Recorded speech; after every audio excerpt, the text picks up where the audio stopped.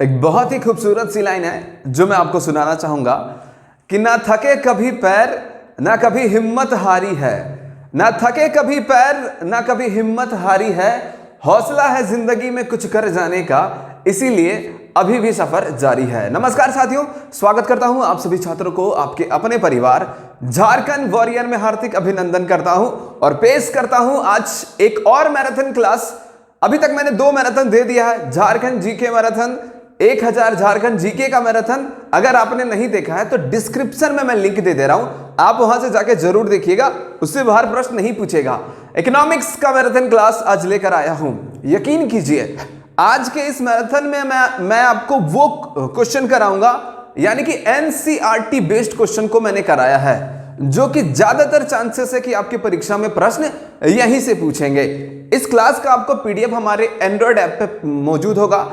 Android app download करने के लिए प्ले स्टोर में जाइए, झारखंड वॉरियर सर्च कीजिए, वहां पे हमारा एंड्रॉइड ऐप डाउनलोड हो जाएगा, जहां पे आपको क्वेश्चन बैंक झारखंड जीके का भी मिलेगा, वो भी ऑनलाइन फॉर्म में, जहां पे आपको रैंक प्रोवाइड किया जाएगा। क्वेश्चन बैंक झारखंड जीके का 2003 से 2019 तक का क्वेश्चन बैंक है। बाकी 7th जेपीएससी का टेस्ट सीरीज भी आ चुका है। सेक्शनल टेस्ट है, हर एक सब्जेक्ट का एक टेस्ट है, 30 सेट अपलोडेड है। All PDF of Jharkhand marathon classes का वहां भी पीडीएफ प्रोवाइड है। पीडीएफ डाउनलोड करने के लिए और किसी भी अपडेट पाने के लिए जल्दी से टेलीग्राम ज्वाइन कर लीजिए, झारखंड वॉरियर टेलीग्राम ग्रुप। और अगर कोई भी क्वेरीज हो, किसी भी डाउट को लेकर, तो व्हाट्सएप कीजिएगा हमारे नंबर 7654019219।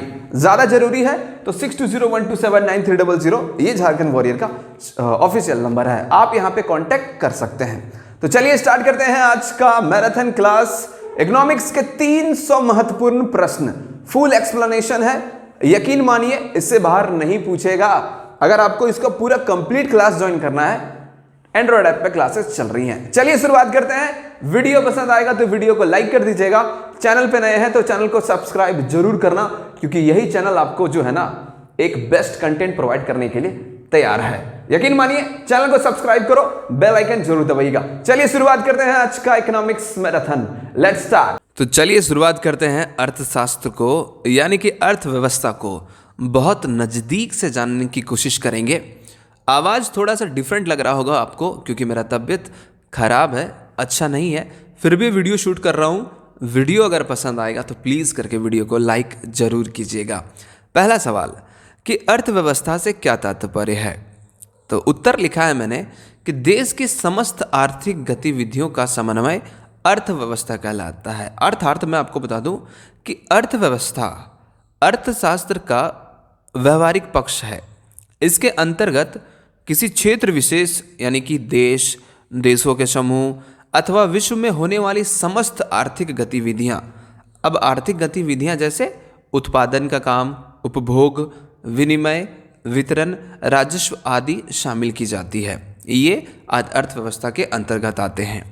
अगला सवाल जो काफ़ी बार पूछा जा चुका है कि आधुनिक अर्थशास्त्र का जनक किसे कहा जाता है, फादर ऑफ मॉडर्न इकोनॉमिक्स, ये प्रश्न पूछेगा तो जवाब होगा एडम स्मिथ।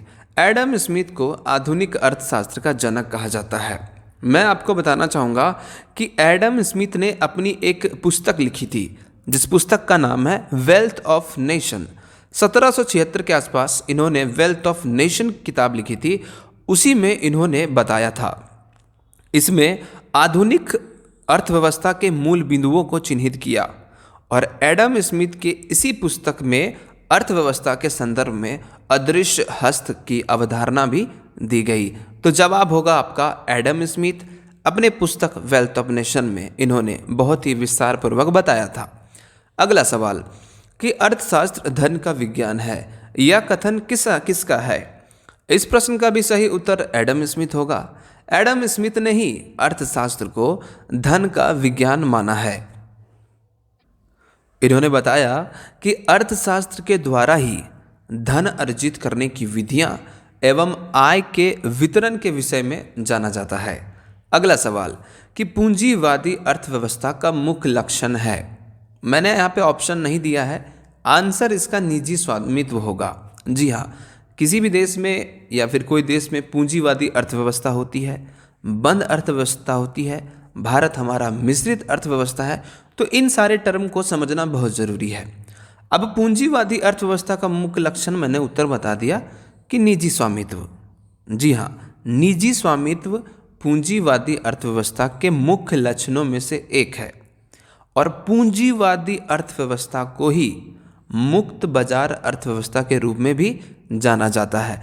तो ये पॉइंट भी आप लिख लीजिएगा कि पूंजीवादी अर्थव्यवस्था को ही मुक्त बाजार अर्थव्यवस्था के रूप में भी जाना जाता है। अगला सवाल, महत्वपूर्ण सवाल कि एक बंद अर्थव्यवस्था में क्या होता है, यानी कि क्लोज्ड इकोनॉमी।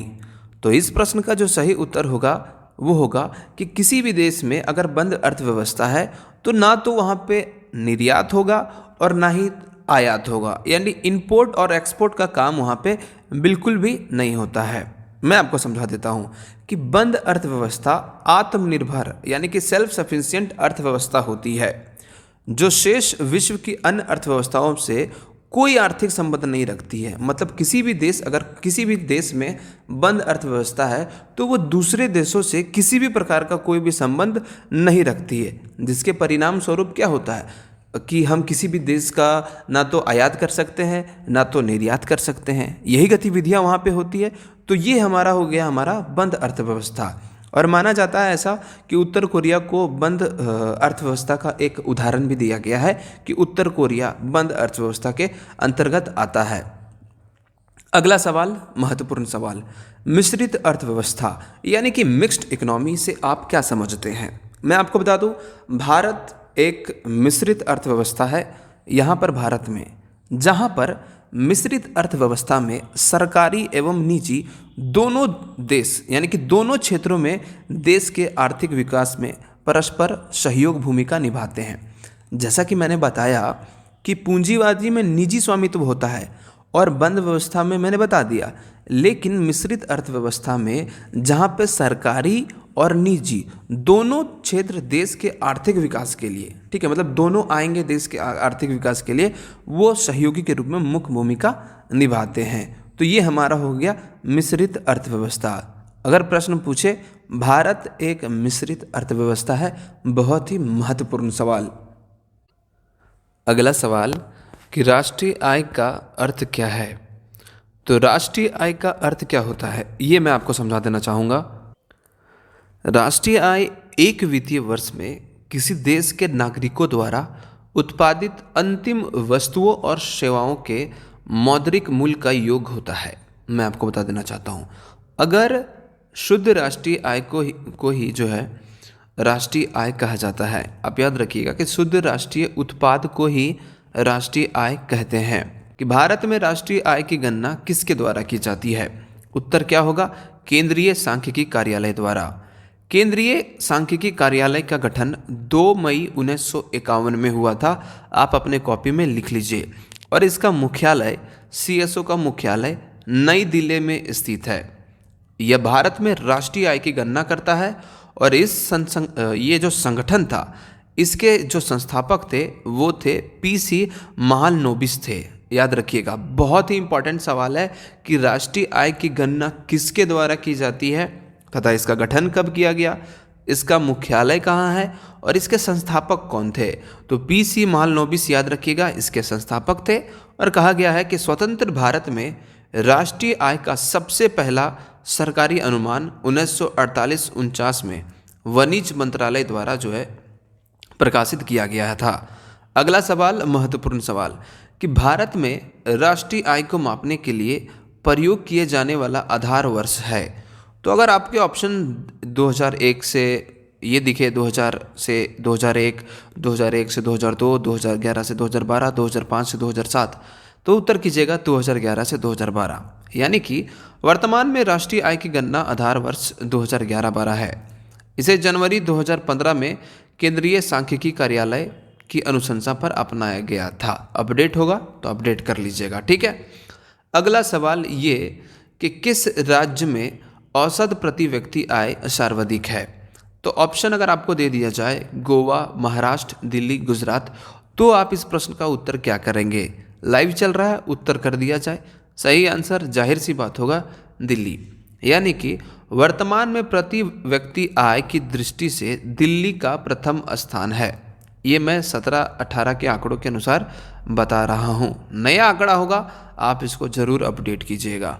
ठीक है, आगे बढ़ते हैं कि शुद्ध घरेलू उत्पाद प्राप्त किया जाता है। तो शुद्ध घरेलू उत्पाद कैसे प्राप्त किया जाता है, ये थोड़ा सा समझने वाली बात है।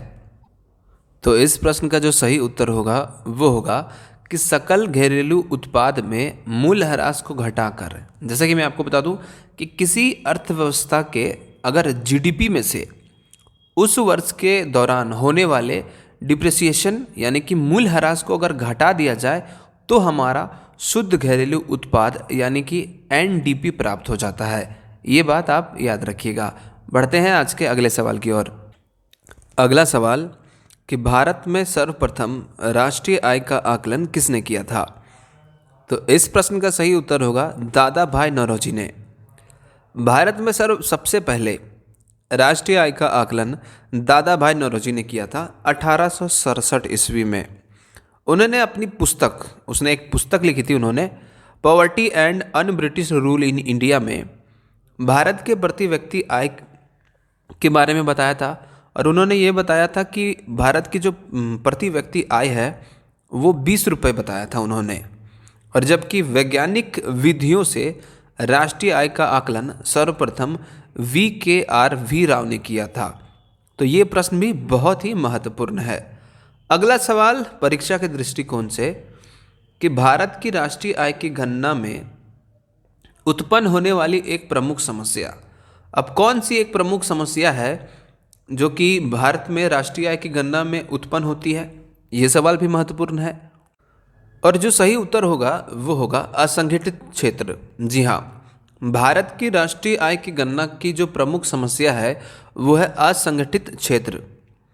रोजगार का आकलन ना हो पाना ही जो है हमारा वो असंगठित क्षेत्र के अंतर्गत आता है। मैंने क्या कहा कि भारत की राष्ट्रीय आय की गणना से जो प्रमुख समस्या है वो है असंगठित क्षेत्र से समृद्ध रोजगार का आकलन ना हो पाना। उदाहरण के लिए कृषि क्षेत्र में कार्यरत लोगों की आय की गणना करना कठिन होता है। जी, वर्तमान समय में भारत में लगभग 86 वर्कफोर्स असंगठित क्षेत्र में कार्यरत है। ये बात भी बहुत ही मुश्किल है। तो सीधी सी बात है कि असंगठित क्षेत्र इस प्रश्न का सही उत्तर होगा।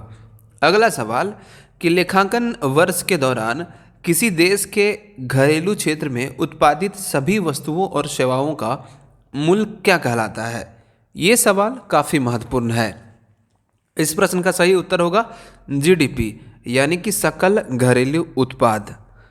एक लेखा वर्ष में किसी देश की अगर घरेलू सीमाओं के अंतर्गत उत्पादित सभी वस्तुओं और सेवाओं का अंतिम मौद्रिक मूल्य उस देश का सकल घरेलू उत्पाद कहलाता है। वहीं अगर बात की जाए कि सकल राष्ट्रीय उत्पाद से क्या मतलब है भाई, यानी कि जीएनपी से, तो एक वर्ष की अवधि में एक देश के नागरिकों के द्वारा देश के सीमा के अंदर या बाहर उत्पादित की गई अंतिम वस्तुओं और सेवाओं के सकल मौद्रिक मूल्य से है। तो ये सवाल भी महत्वपूर्ण है। तो एक हो गया हमारा सकल घरेलू उत्पाद जिसको जीडीपी कहते हैं, और एक हो गया हमारा सकल राष्ट्रीय उत्पाद जिसको हम जीएनपी कहेंगे। उम्मीद करूंगा साथियों कि आप सभी को ये वीडियो पसंद आ रहा होगा। अगर आप झारखंड जीके में और भी बेहतर बनना चाहते हैं और अपनी तैयारी को जांचना चाहते हैं तो झारखंड वॉरियर एंड्रॉयड ऐप पे आप सभी के लिए झारखंड जीके का क्वेश्चन बैंक अपलोड कर दिया गया है, जिसमें 2003 से 2019 के प्रश्नों को सम्मिलित किया गया है। यकीन कीजिए 90 से भी ज्यादा सेट्स को वहां पे अपलोड किया गया है। इस वीडियो को देखने के बाद आप Jharkhand warrior Android app download कीजिए और वहां पर क्वेश्चन बैंक जरूर लगाइएगा।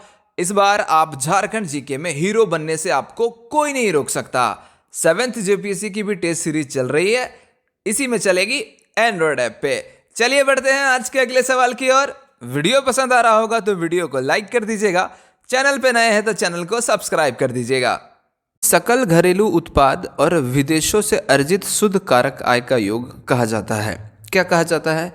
तो उसको हम कहते हैं सकल यानी कि सकल राष्ट्रीय उत्पाद यानी कि जीएनपी। मैंने आपको बताया कि सकल घरेलू उत्पाद एवं विदेशों से अर्जित शुद्ध कारक आय को सकल राष्ट्रीय उत्पाद कहा जाता है।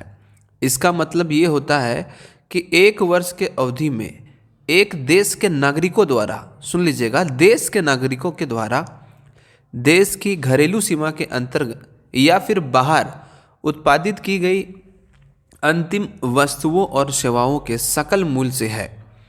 जीडीपी कुछ अलग स्टेटमेंट करा था, देश के सीमाओं के अंतर्गत ही लिमिट, और सकल राष्ट्रीय उत्पाद क्या था कि एक देश के नागरिकों द्वारा देश के घरेलू सीमा के अंदर या फिर बाहर अगर वो प्रोडक्शन का काम कर रहा है, अंतिम वस्तुओं और सेवाओं का जो सकल मूल्य होता है उससे इसका आशय होता है। तो इस प्रकार से हम इसको याद रखेंगे। अगला सवाल कि राष्ट्रीय आय मापने की सबसे उपयुक्त विधि क्या है? तो इस प्रश्न का भी सही उत्तर जो होगा वो होगा शुद्ध राष्ट्रीय उत्पाद कारक लागत पर, याद रखिएगा, ठीक है। अगला सवाल कि एक सरल अर्थव्यवस्था में जहां सरकार बाहरी व्यापार अथवा बचत नहीं करती वही राष्ट्रीय आय की गणना की जाती है, यानी कि वहाँ पे राष्ट्रीय आय की गणना की जाती है। तो किस विधि द्वारा ये बात पूछेगा? तो बहुत सारी विधियाँ हैं, जैसे कि व्यय विधि से, उत्पादन विधि से या फिर आय विधि से। तो ये तीनों समझना बहुत ज़रूरी है। सबसे पहले मैं आपको बता दूं कि व्यय विधि क्या है। व्यय विधि में राष्ट्रीय आय की गणना उत्पादन के मांग पक्ष को ध्यान में रखकर किया जाता है, ठीक है। पक्ष को ध्यान में रखकर किया जाता है उत्पादन की मांग। और दूसरा जो मैंने आपको बताया वो है उत्पादन की विधि जो है, इसमें क्या होता है कि उत्पादन विधि में उत्पादित वस्तुओं और सेवाओं के वार्षिक मूल्य के माध्यम से राष्ट्रीय आय की गणना की जाती है, ठीक है। और एक अंतिम आता है हमारा इनकम मेथड, जो कि आय विधि है। ये राष्ट्रीय आय की गणना में सभी क्षेत्रों में कार्यरत व्यक्तियों या व्यावसायिक उपकरणों की शुद्ध मौद्रिक आय के योग के माध्यम से की जाती है। तो ये पॉइंट भी ज़्यादा महत्वपूर्ण है। अगला सवाल कि भारत में पूंजी निर्माण संबंधी आंकड़े एकत्रित करने का कार्य कौन करता है? तो भारत में पूंजी निर्माण के आंकड़े एकत्रित करने का कार्य भारतीय रिजर्व बैंक यानी कि आरबीआई और केंद्रीय सांख्यिकी कार्यालय यानी कि सीएसओ के द्वारा किया जाता है। इस प्रश्न का आप सही उत्तर कर दिएगा। आरबीआई और सीएसओ के द्वारा भारत में पूंजी निर्माण संबंधी आंकड़े एकत्रित करने का कार्य किया जाता है। अगला सवाल ये है कि भारत का आर्थिक जो सर्वेक्षण है प्रत्येक वर्ष किस संस्था के द्वारा प्रकाशित किया जाता है? तो इस प्रश्न का भी सही उत्तर जो होगा वो होगा भारत सरकार के वित्त मंत्रालय के द्वारा। जी हाँ, भारत के आर्थिक सर्वेक्षण यानी कि इकोनॉमिक सर्वे ऑफ इंडिया का प्रकाशन प्रत्येक वर्ष भारत सरकार के वित्त मंत्रालय के आर्थिक विभाग के द्वारा किया जाता है। अगला सवाल महत्वपूर्ण सवाल कि किसी देश में आर्थिक संवृद्धि अनिवार्य रूप से होगी यदि, यानी कि किसी भी देश की जो आर्थिक समृद्धि है अनिवार्य रूप से कब होगी? जब वहाँ पे देश में पूंजी निर्माण होता है। जी हाँ, अर्थशास्त्रियों ने पूंजी निर्माण को आर्थिक विकास का सबसे महत्वपूर्ण तथ्य माना है। किसने? अर्थशास्त्रियों ने। और आर्थिक समृद्धि से अभिप्राय क्या होता है कि एक निश्चित समयावधि में किसी अर्थव्यवस्था में होने वाली वास्तविक आय में वृद्धि से है, जैसे कि सकल राष्ट्रीय उत्पाद, सकल घरेलू उत्पाद तथा प्रति व्यक्ति आय में वृद्धि होने का आर्थिक समृद्धि कहा जाता है। ये बात आप ध्यान में रखिएगा। तो प्रश्न अगर पूछे कि किसी देश में आर्थिक समृद्धि अनिवार्य रूप से होगी, कब होगी? यदि देश में पूंजी निर्माण होता है तो, ठीक है, याद रखिएगा। अगला सवाल बहुत ही इम्पॉर्टेंट है, स्टार लगा के लिख लेना, इम्पॉर्टेंट सवाल है। अगला सवाल कि सैद्धांतिक रूप से यदि आर्थिक विकास की कल्पना की जाती है तो इनमें से किसे साधारण शामिल नहीं किया जाता है?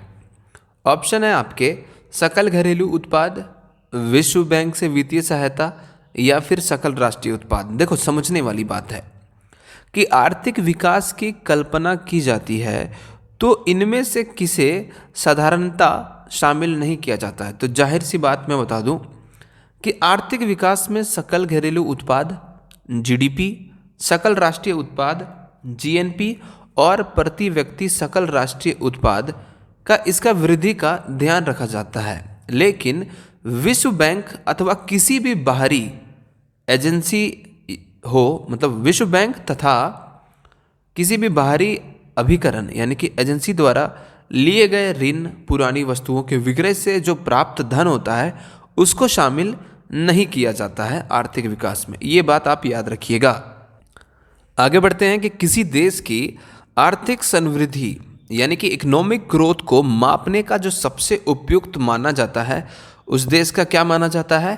तो सही उत्तर होगा प्रति व्यक्ति आय। जी हाँ, किसी भी देश की जो इकोनॉमिक ग्रोथ को मापने के लिए जो सबसे उपयुक्त मानक है वो है हमारा प्रति व्यक्ति आय, जिसको पीसीआई कहते हैं। होता क्या है कि साधन लागत पर शुद्ध राष्ट्रीय उत्पाद अथवा राष्ट्रीय आय को देश की कुल जनसंख्या से भाग देने पर प्रति व्यक्ति आय प्राप्त होती है। याद रखिएगा। मैं आपको बता देना चाहूँगा कि ये सारे जो मैं आपको डिस्क्राइब कर रहा हूँ इसका पीडीएफ आपको झारखंड वॉरियर एंड्रॉयड ऐप पे प्रोवाइडेड है। सारा डिस्क्राइब किया गया है, प्रश्न वही चुना गया है जो सेलेक्टेड प्रश्नों को पूछा जाता है। तो पीडीएफ आपके एंड्रॉयड ऐप में कुछ चार्ज पे करना पड़ेगा, उसके बाद आपको ये पीडीएफ डाउनलोड हो जाएगा। तो एंड्रॉयड ऐप पे जाके डाउनलोड कर सकते हैं। बाकी फ्री में ये वीडियो अवेलेबल है। आप सुन के इसका डिस्क्राइब कर रहा हूँ, इसका पीडीएफ आपको झारखंड वॉरियर एंड्रॉयड ऐप पे प्रोवाइडेड है। सारा डिस्क्राइब किया गया है, प्रश्न वही चुना गया है, कुछ चार्ज पे करना पड़ेगा, उसके बाद आपको ये पीडीएफ डाउनलोड हो जाएगा। तो एंड्रॉयड ऐप पे जाके डाउनलोड कर सकते हैं। बाकी फ्री में ये वीडियो अवेलेबल है, आप सुन के इसका नोट्स भी बना सकते हैं। ओके, बढ़ते हैं आज के अगले सवाल की ओर। और अगला सवाल जो कि महत्वपूर्ण सवाल है परीक्षा के दृष्टिकोण से है कि मानव विकास रिपोर्ट निम्नलिखित में से किस संस्था द्वारा प्रकाशित की जाती है? तो मानव विकास रिपोर्ट जो है वो यूएनडीपी के द्वारा प्रकाशित की जाती है। ह्यूमन डेवलपमेंट रिपोर्ट संयुक्त राष्ट्र विकास कार्यक्रम इसके द्वारा प्रकाशित किया जाता है। और पहली बार मानव विकास रिपोर्ट जो है वो 1990 में प्रकाशित की गई थी। और प्रतिवर्ष प्रकाशित की जाने वाली यह रिपोर्ट मानव विकास सूचकांक के आधार पर विभिन्न देशों को रैंकिंग प्रदान करती है। तो ये सवाल मोस्ट इम्पॉर्टेंट सवाल है कि मानव विकास रिपोर्ट किस संस्था द्वारा प्रकाशित की जाती है? तो मैंने आपको बता दिया यूएनडीपी। अगला सवाल इम्पॉर्टेंट सवाल है एग्ज़ाम के दृष्टिकोण से। तो कभी भी ये सारी चीज़ आप भूलिएगा नहीं, क्योंकि परीक्षा में वही पूछेगा जो मैं आपको यहाँ पे करा दे रहा हूँ। फालतू की पढ़ने की कोई भी आवश्यकता नहीं है। अगला सवाल ये है कि आर्थिक नियोजन एक विषय है। कैसा विषय है? जी हाँ, संविधान की 7वीं अनुसूची में समवर्ती सूची की परिविष्टि संख्या 20 में आर्थिक एवं सामाजिक नियोजन का उल्लेख किया गया है। अर्थात इसका नियमन केंद्र तथा राज्य दोनों कर सकते हैं। तो ये बात आप याद रखिएगा। अगला सवाल एग्ज़ाम के दृष्टिकोण से। तो कभी भी ये सारी चीज़ आप भूलिएगा नहीं, क्योंकि परीक्षा में वही पूछेगा जो मैं आपको यहाँ पे करा दे रहा हूँ। फालतू की पढ़ने की कोई भी आवश्यकता नहीं है। अगला सवाल ये है कि आर्थिक नियोजन एक विषय है। कैसा विषय है? जी हाँ, संविधान की 7वीं अनुसूची में समवर्ती सूची की परिविष्टि संख्या 20 में आर्थिक एवं सामाजिक नियोजन का उल्लेख किया गया है। अर्थात इसका नियमन केंद्र तथा राज्य दोनों कर सकते हैं। तो ये बात आप याद रखिएगा। अगला सवाल जो कि पंचवर्षीय योजना से है, और यहाँ से एक प्रश्न तो पूछना तय है कि 7वीं पंचवर्षीय योजना मार्च 1990 में समाप्त हुई थी। 8वीं पंचवर्षीय योजना कब आरंभ हुई? प्रश्नों को घुमाया है। तो मैं आपको बता दूं कि 7वीं पंचवर्षीय योजना जिसका कार्यकाल 1985 से 90 था और 31 मार्च 1990 को समाप्त हुई थी ये पंचवर्षीय योजना, 7वीं पंचवर्षीय योजना। तो 7वीं पंचवर्षीय योजना के बाद क्या हुआ था कि 2 सालों का गैप था। ठीक है, इसके बाद 2 वर्ष का अंतराल के बाद 8वीं पंचवर्षीय योजना की शुरुआत हुई थी 1 अप्रैल 1992 से, जिसकी अवधि 31 मार्च 1997 तक था, याद रखिएगा। 7वीं जो पंचवर्षीय योजना हुई थी 1985 से 90 तक, उसके बाद 2 वर्ष का अंतराल था। 2 वर्षों के अंतराल के बाद 8वीं पंचवर्षीय योजना कब शुरू हुई? 31 मार्च 1990 से, और कब तक चला? 1 अप्रैल 1992 से लेकर 31 मार्च 1997 तक ये योजना चला था, 8वीं पंचवर्षीय योजना। ठीक है। अगला सवाल कि 10वीं पंचवर्षीय योजना में विनियोग जो इन्वेस्टमेंट रेट था वो दर क्या था? तो मैं आपको बता दूं कि 10वीं पंचवर्षीय योजना में बचत दर से अधिक थी।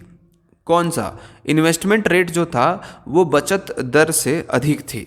मैं आपको बता देना चाहता हूं कि 2002 से लेकर 2007 तक भारत में 10वीं पंचवर्षीय योजना लागू किया गया था, जहां पे घरेलू बचत दर सकल घरेलू उत्पाद का लगभग 26.84% थी। ये बात आप याद रखिएगा परीक्षा के दृष्टिकोण से। आगे बढ़ते हैं कि 7वीं पंचवर्षीय योजना का प्रमुख नारा क्या था? तो 7वीं पंचवर्षीय योजना का जो प्रमुख नारा था वो था कि भोजन, काम और उत्पादकता। पूछ सकता है कि 7वीं पंचवर्षीय योजना का जो मुख्य नारा था वो क्या था? तो ये प्रश्न भी इम्पोर्टेंट है। मैंने क्या बता दिया? भोजन, काम और उत्पादकता। अगला सवाल कि 11वीं पंचवर्षीय योजना का शीर्षक जो कि मुख्य उद्देश्य क्या था? तो तीव्रत और आर्थिक समावेश वृद्धि की ओर। जी हाँ, 11वीं पंचवर्षीय योजना भारत में 2007 से लेकर 2012 तक चलाए गए थे और इसका मुख्य उद्देश्य था तीव्रत एवं अधिक समावेशी वृद्धि की ओर। इस योजना में प्रति वर्ष 9% की वृद्धि के दर का उद्देश्य रखा गया था। अगला सवाल कि राष्ट्रीय विकास परिषद, नेशनल डेवलपमेंट काउंसिल, याद रखिएगा बहुत ही ज़्यादा इंपॉर्टेंट है। प्रश्न पूछेगा, अगर आप पंचवर्षीय योजना पढ़ेंगे तो ये पढ़ना बहुत ही इंपॉर्टेंट है।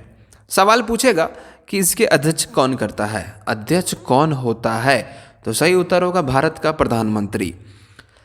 नेशनल डेवलपमेंट काउंसिल का गठन 6 अगस्त 1952 को जो किया गया था, यह एक संवैधानिक निकाय नहीं था, यानी कि संविधानेतर निकाय कहते हैं इसको, जिसका अध्यक्ष प्रधानमंत्री होता है तथा केंद्रीय कैबिनेट मंत्री, सभी राज्यों के मुख्यमंत्री और हमारे केंद्र शासित प्रदेशों के प्रशासक इसके सदस्य होते हैं। तो ये याद रखिएगा। कब गठन किया गया? वन को जो किया गया था, यह एक संवैधानिक निकाय नहीं था, यानी कि और हमारे केंद्र शासित प्रदेशों के प्रशासक इसके सदस्य होते हैं। तो ये याद रखिएगा कब गठन किया गया था और इसके अध्यक्ष कौन होते हैं। ये सवाल परीक्षा में पूछेगा, तो इसको तो अपने को करना है, मतलब करना है। अगला सवाल कि भारत में समपोषणीय विकास का लक्ष्य सर्वप्रथम किस पंचवर्षीय योजना में अपनाया गया था? तो सही उत्तर होगा चौथी पंचवर्षीय योजना, अर्थात चतुर्थ पंचवर्षीय योजना। भारत में सर्वप्रथम समपोषणीय विकास का लक्ष्य चौथे पंचवर्षीय योजना में अपनाया गया था और इस पंचवर्षीय योजना का अवधि 69 से लेकर 74 था, यानी कि 1969 से लेकर 1974 था। क्या हुआ था भाई उस समय? आपको पता है कि 1971 में भारत पाकिस्तान युद्ध के कारण यह योजना अपने निर्धारित लक्ष्यों को प्राप्त करने में असफल रही थी, जो हमारा चौथा पंचवर्षीय योजना। हालांकि आप अगर छात्र हैं, अगर आप जेपीसी की क्लासेस करना चाहते हैं और सब कुछ डेप्थ में जानना चाहते हैं तो पेड बैच चल रहा है, बहुत ही कम अमाउंट में चल रहा है। जाहिर सी बात है मैं आपको वो कंटेंट प्रोवाइड करूंगा जो परीक्षा में पूछेगा। तो अगर आपको उसको ज्वाइन करना है तो डिस्क्रिप्शन में लिंक दे दिया गया है एंड्रॉयड ऐप का, वहाँ जाके विजिट कीजिए और सारे क्लास का मज़ा लीजिए फुल डिस्क्रिप्शन के साथ। अगला सवाल परीक्षा के दृष्टिकोण से कि किस पंचवर्षीय योजना में मानव विकास को सारे विकास प्रयासों का सार तत्व माना गया है? तो सही उत्तर होगा 8वीं पंचवर्षीय योजना। 8वीं पंचवर्षीय योजना में मुख्यतः मानव विकास पर बल दिया गया था और यह पंचवर्षीय योजना राव मनमोहन मॉडल पर आधारित थी। प्रश्न पूछेगा किस मॉडल पर आधारित थी, तो याद रखिएगा आप इस प्रश्न का कि 8वीं जो पंचवर्षीय योजना थी वो राव मनमोहन मॉडल पर आधारित था। इसका कार्यकाल मैंने बता दिया, 1992 से लेकर 1997 तक ये स्थित रहा। यह योजना आर्थिक संकट को दूर करने के उद्देश्य से लाई गई थी। इसे एलपीजी सुधार के नाम से भी जाना जाता है। स्टार लगा के लिख लीजिएगा कि इसको एलपीजी सुधार के नाम से भी जाना जाता है। अगला सवाल कि किस पंचवर्षीय योजना में आत्मनिर्भरता पर अधिक बल दिया गया? सही आंसर होगा 5वीं पंचवर्षीय योजना में। जी हाँ, 1974 से 78 के बीच में भारत में 5वीं पंचवर्षीय योजना चलाई गई थी और इसमें आत्मनिर्भरता पर अधिक बल दिया गया था। जैसे कि कृषि एवं रक्षा क्षेत्र में आत्मनिर्भरता पर अधिक बल दिया जाना था इस योजना का मुख्य उद्देश्य, और इसमें रोजगार, गरीबी और उन्मूलन आदि प्रमुख लक्ष्य को रखे गए थे। अगला सवाल ये है कि वर्तमान में भारत की योजनाओं को सार्वजनिक व्यय हेतु अधिकतम साधन कहाँ से प्राप्त होता है? तो सही आंसर होगा ऋण से। जी हाँ, वर्तमान में भारत की योजनाओं को सार्वजनिक व्यय हेतु अधिकतम साधन जो है ऋणों के माध्यम से प्राप्त होता है, याद रख लीजिएगा। अगला सवाल कि 12वीं पंचवर्षीय योजना का मुख्य उद्देश्य क्या था? तो भारत में 12वीं पंचवर्षीय योजना, जो कि ये अंतिम पंचवर्षीय योजना थी, 12 से लेकर 17 तक चला, 2012 से लेकर 17 तक चला।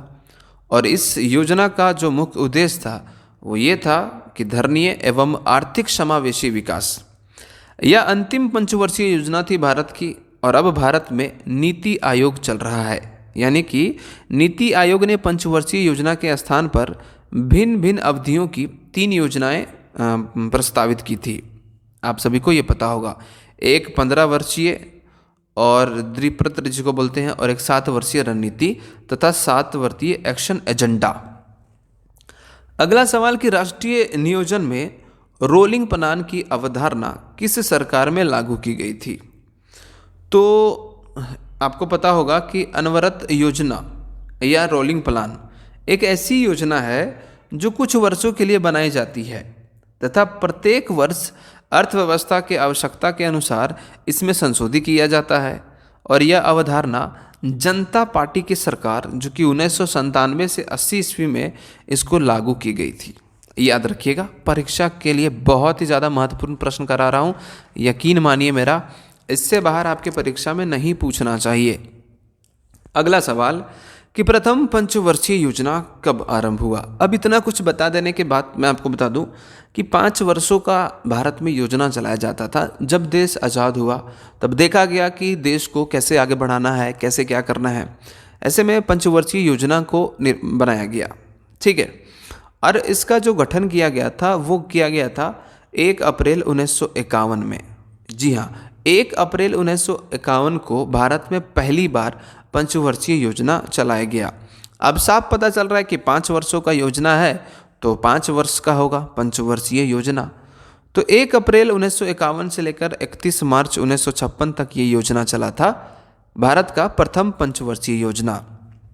ये जो है हेराल्ड डोमर मॉडल पर आधारित था। और इस योजना का जो मुख्य उद्देश्य था प्रथम पंचवर्षीय योजना का, वो था कि कृषि क्षेत्र का विकास करना इस योजना का मुख्य उद्देश्य था। आगे बढ़ते हैं, महत्वपूर्ण सवाल कि नेशनल प्लानिंग कमेटी का गठन किसने किया था? तो जो सही उत्तर होगा वो होगा आपका सुभाष चंद्र बोस। 1938 में राष्ट्रीय योजना समिति यानी कि नेशनल प्लानिंग कमेटी का गठन सुभाष चंद्र बोस के निर्देशन में किया गया था। और इस कमेटी के अध्यक्ष जवाहरलाल नेहरू थे। कांग्रेस के जो हरिपुरा अधिवेशन हुआ था 1938 में, इसी के दौरान इसकी उद्घोषणा की गई थी। अगला सवाल कि योजना अवकाश की अवधि का संबंध है। मैं आपको बता देना चाहता हूं कि जो पंचवर्षीय योजना चलाई गई थी उसमें योजना अवकाश का क्या आशय है ये बता देता हूं। 1 अप्रैल 1966 से 31 मार्च 1969 तक, यानी कि 3 वर्षों तक जो है कोई भी पंचवर्षीय योजना अस्तित्व में नहीं आया था। अतः 1966 से लेकर 1969 के मध्य की अवधि को भारतीय नियोजन के इतिहास में योजना अवकाश कहा जाता है। तो आपको समझ में आ गया होगा कि 1966 से लेकर 69 तक जो पंचवर्षीय योजना था उसको नहीं चलाया गया था, तो इसको भारतीय इतिहास में योजना अवकाश का नाम दिया गया। ठीक है, तो कन्फ्यूज आप नहीं करेंगे। अगला सवाल कि 10वीं पंचवर्षीय योजना में किस क्षेत्र में उच्चतम वृद्धि दर लक्षित की गई थी? तो सही उत्तर जो होगा वो होगा संचार। जी हाँ, 2002 से लेकर 2007 तक 10वीं पंचवर्षीय योजना का अवधि था और इसमें संचार के क्षेत्र में 15% से भी वृद्धि दर का लक्ष्य निर्धारित किया गया था। आगे बढ़ते हैं कि 11वीं पंचवर्षीय योजना में किस क्षेत्र में सबसे अधिक रोजगार का अवसर में वृद्धि की आशा की गई? तो 11वीं पंचवर्षीय योजना का जो था वो आपको पता होगा, आंसर ये होगा निर्माण कार्य। जी हाँ, निर्माण कार्य क्षेत्र जो कि 8.27% के इसकी वृद्धि भी की गई थी। आगे बढ़ते हैं, महत्वपूर्ण सवाल कि 20 सूत्रीय आर्थिक कार्यक्रम सर्वप्रथम प्रारंभ किया गया था। कब किया गया था? तो इसको प्रारंभ किया गया था 1975 में किया गया था। मैं आपको बता दूं, इंदिरा गांधी के द्वारा 1975 में 20 सूत्रीय आर्थिक कार्यक्रम प्रारंभ किया गया था। याद रखिएगा, इसका मुख्य उद्देश्य कृषि एवं औद्योगिक उत्पादन को बढ़ावा देना। अगला सवाल कि अर्थव्यवस्था में कोर सेक्टर से क्या तात्पर्य है? सही उत्तर होगा चयनित आधारभूत उद्योग। जी हाँ, कोर सेक्टर आर्थिक के 8 ऐसे उद्योग, सुन लीजिएगा कि कोर सेक्टर जो होता है वो अर्थव्यवस्था के 8 ऐसे उद्योग हैं जो अर्थव्यवस्था की दीर्घकालिक आर्थिक विकास की दृष्टि से विशेष महत्व रखते हैं। इसके अंतर्गत कोयला आ जाता है, कच्चा माल आ जाता है, प्राकृतिक गैस आ जाता है, ये सारे चीज़। अगला सवाल कि 11वीं पंचवर्षीय योजना के सकल घरेलू उत्पाद की वार्षिक जो संवृद्धि दर है उसका लक्ष्य क्या था? तो उसका जो लक्ष्य था वो था हमारा 9.0%। अगला सवाल कि 12वीं पंचवर्षीय योजना की अवधि क्या थी? तो मैंने बता दिया 2012 से लेकर 2017 तक इसकी अंतिम थी। आइए देखते हैं अगला सवाल कि निर्धनता का दुष्चक्र की अवधारणा किससे संबंधित है? तो निर्धनता का जो दुष्चक्र की जो अवधारणा है वो अर्थशास्त्री रेगनर नर्केस के द्वारा प्रस्तुत की गई थी। इस अवधारणा के अनुसार अल्प विकसित देश निर्धनता के उत्तरदायी अनेक कारकों को एक चक्र में फंसे रहते हैं। उन्होंने कहा था कि जो निर्धनता के उत्तरदायी होते हैं उनके अनेक कारकों एक चक्र में फंसे होते हैं और ये कारक परस्पर संबंधित एवं एक दूसरे के परिणामी होते हैं, जिससे बाहर निकलना बहुत कठिन होता है। इसीलिए वह देश निर्धन बना रहता है। अगला सवाल कि कौन सा एक सूचकांक भारत में निर्धनता की प्रवृत्ति की माप के लिए सबसे उपयुक्त है?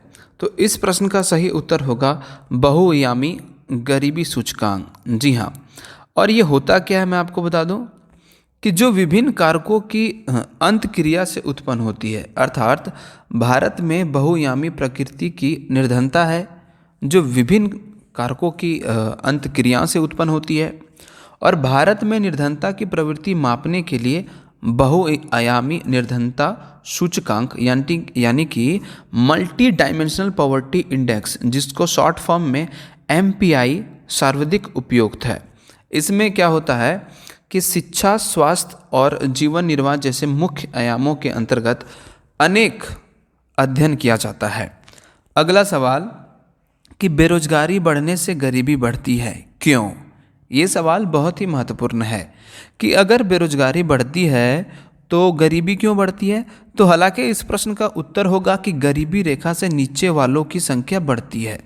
अब गरीबी वालों की नीचे मतलब कि गरीबी रेखा से नीचे वालों की संख्या क्यों बढ़ती है, ये बात भी तो जानने वाली बात है। जी हाँ, अब अगर साधारण मानों में देखा जाए तो बेरोजगारी का अर्थ क्या होता है कि व्यक्ति में रोजगार करने की इच्छा तथा क्षमता होते हुए भी उसके पास रोजगार नहीं होते हैं, तो वो क्या होता है, वो बेरोजगार हो जाता है।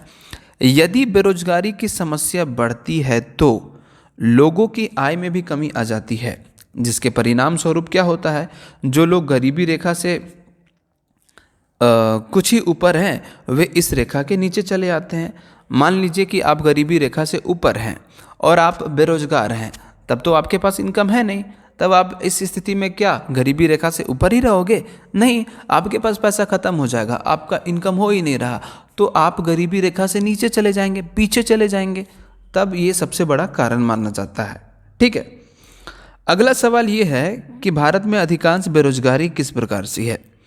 तो भारत में जो अधिकांश बेरोजगारी है वो है संरचनात्मक बेरोजगारी, अर्थात आपको पता है कि भारत एक विकासशील देश है जिसकी अर्थव्यवस्था में लगातार संरचनात्मक परिवर्तन हो रहे हैं, जैसे कि नया टेक्नोलॉजी को अपनाने के कारण, नई प्रकार के उद्योगों को आने के कारण यहाँ पर संरचनात्मक जो है वो बेरोजगारी प्रतिशत अधिक है।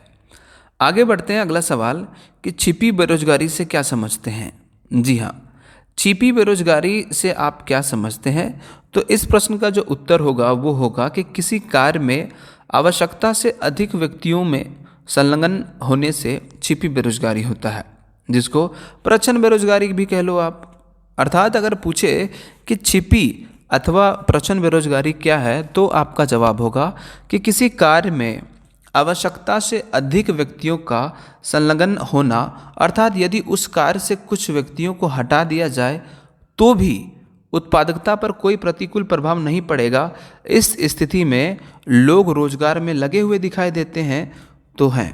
ठीक है, आप याद रखिएगा, अगर दिखाई देते तो, परंतु वास्तव में वे बेरोजगारी होते हैं। आप नहीं समझा आपने, तो मैं आपको बता देता हूँ फिर से। पहले इसका डेफिनेशन मैं बता देता हूँ कि किसी कार्य में आवश्यकता से अधिक व्यक्तियों का होना, कोई कार्य कर रहे हैं और वहाँ पे उतना ज़रूरत नहीं है, लेकिन वहाँ पे दिखाई दिया जा रहा है कि इतने सारे मतलब वहाँ पे काम कर रहे हैं। यदि उस कार्य से कुछ व्यक्तियों को हटा भी दिया जाए तो उस पर कोई प्रभाव नहीं पड़ना है जो कार्य हो रहा है। तो इस स्थिति में लोग रोजगार में लगे हुए दिखाई देते हैं, परंतु वास्तव में वे बेरोजगार होते हैं, क्योंकि उसकी सीमांत जो है मार्जिनल प्रोडक्टिविटी क्या होती है? जीरो, वो कुछ कर ही नहीं रहे होते हैं। इस बारे में आप ध्यान रखिएगा। अगला सवाल महत्वपूर्ण सवाल है। अगला सवाल ये है कि भारत में बेरोजगारी मापन की कौन सी विधि NSO द्वारा प्रयोग में नहीं लाई जाती है? तो इस प्रश्न का सही उत्तर होगा वो होगा चालू मासिक स्तर। सारा डिस्क्रिप्शन जो है मतलब डिस्क्राइब किया हुआ मैंने PDF दे दिया है, तो आप जाके प्ले स्टोर झारखंड वॉरियर से ज़रूर करके डाउनलोड कर लीजिएगा।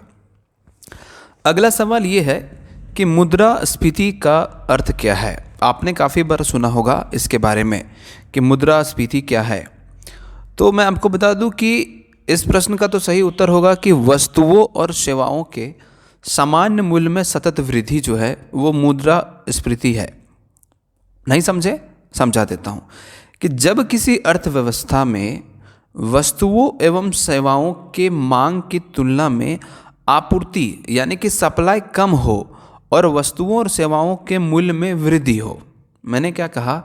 किसी भी अर्थव्यवस्था में वस्तुओं और सेवाओं का जो डिमांड है उसके तुलना में उसकी पूर्ति कम हो और उसका जो मूल्य है वो वृद्धि होने लगती है, तो ये हो गया हमारा मुद्रास्फीति के अंतर्गत। ठीक है, माफ़ी चाहूँगा।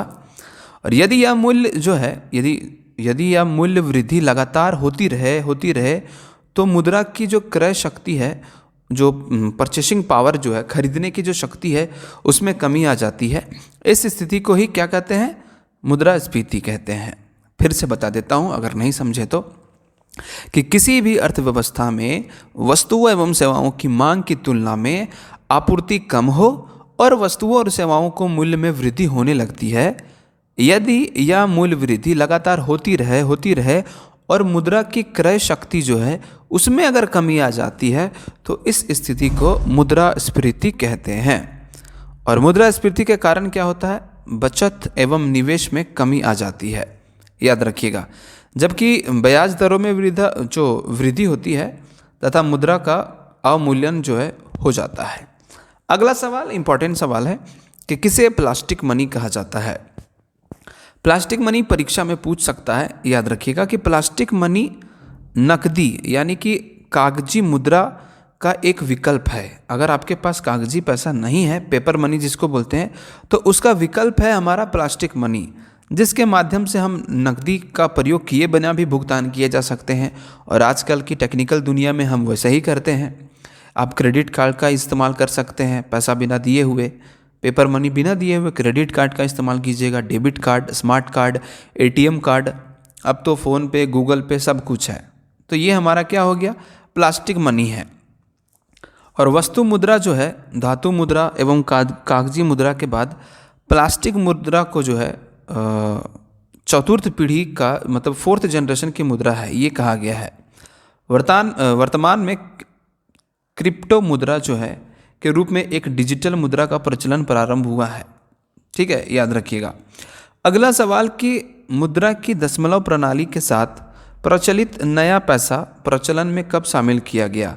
तो इस प्रश्न का सही उत्तर होगा 1 अप्रैल 1957। जी हाँ, भारत में 1 अप्रैल 1957 से मुद्रा की दशमलव प्रणाली अपनाई गई। इसके अंतर्गत रुपए का मूल्य एवं नाम अपरिवर्तित रहा, परंतु इसे 100 पैसों में विभाजित किया गया था। समझाने के लिए मैं आपको समझा दूंगा। अगला सवाल कि भारत में मुद्रास्फीति जो है दर की माप किस आधार पर होती है। तो इस प्रश्न का सही आंसर होगा कि उपभोक्ता मूल्य सूचकांक के आधार पर, थोक मूल्य सूचकांक के आधार पर, श्रमिकों का जो जीवन निर्माण लागत जो है उसके आधार पर किया जाता है।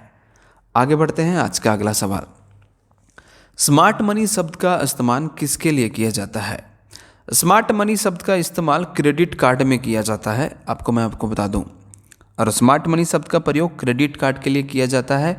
बैंकिंग भाषा में बचत खाता तथा चालू खाता को मांग देखता कहा जाता है। ठीक है, आगे बढ़ते हैं। अगला सवाल कि ऐसी मुद्रा जिसमें शीघ्र पलायन कर जाने की प्रवृत्ति हो उसे क्या कहते हैं।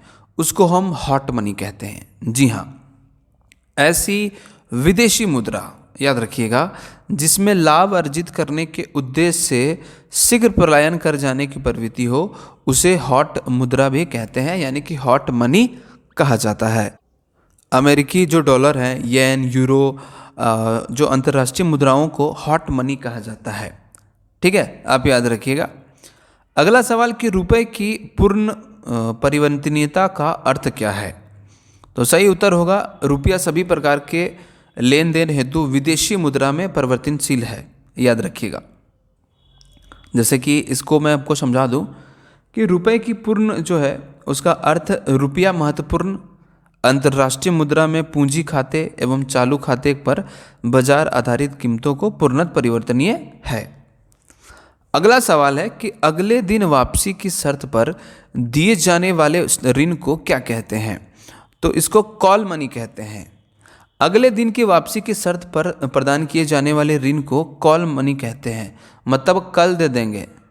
तो याद रख लेना, कॉल कल एक ही चीज़ है। हम लोगों तो आसान हो गया भाई याद करने में, हम लोग तो झारखंडी हैं।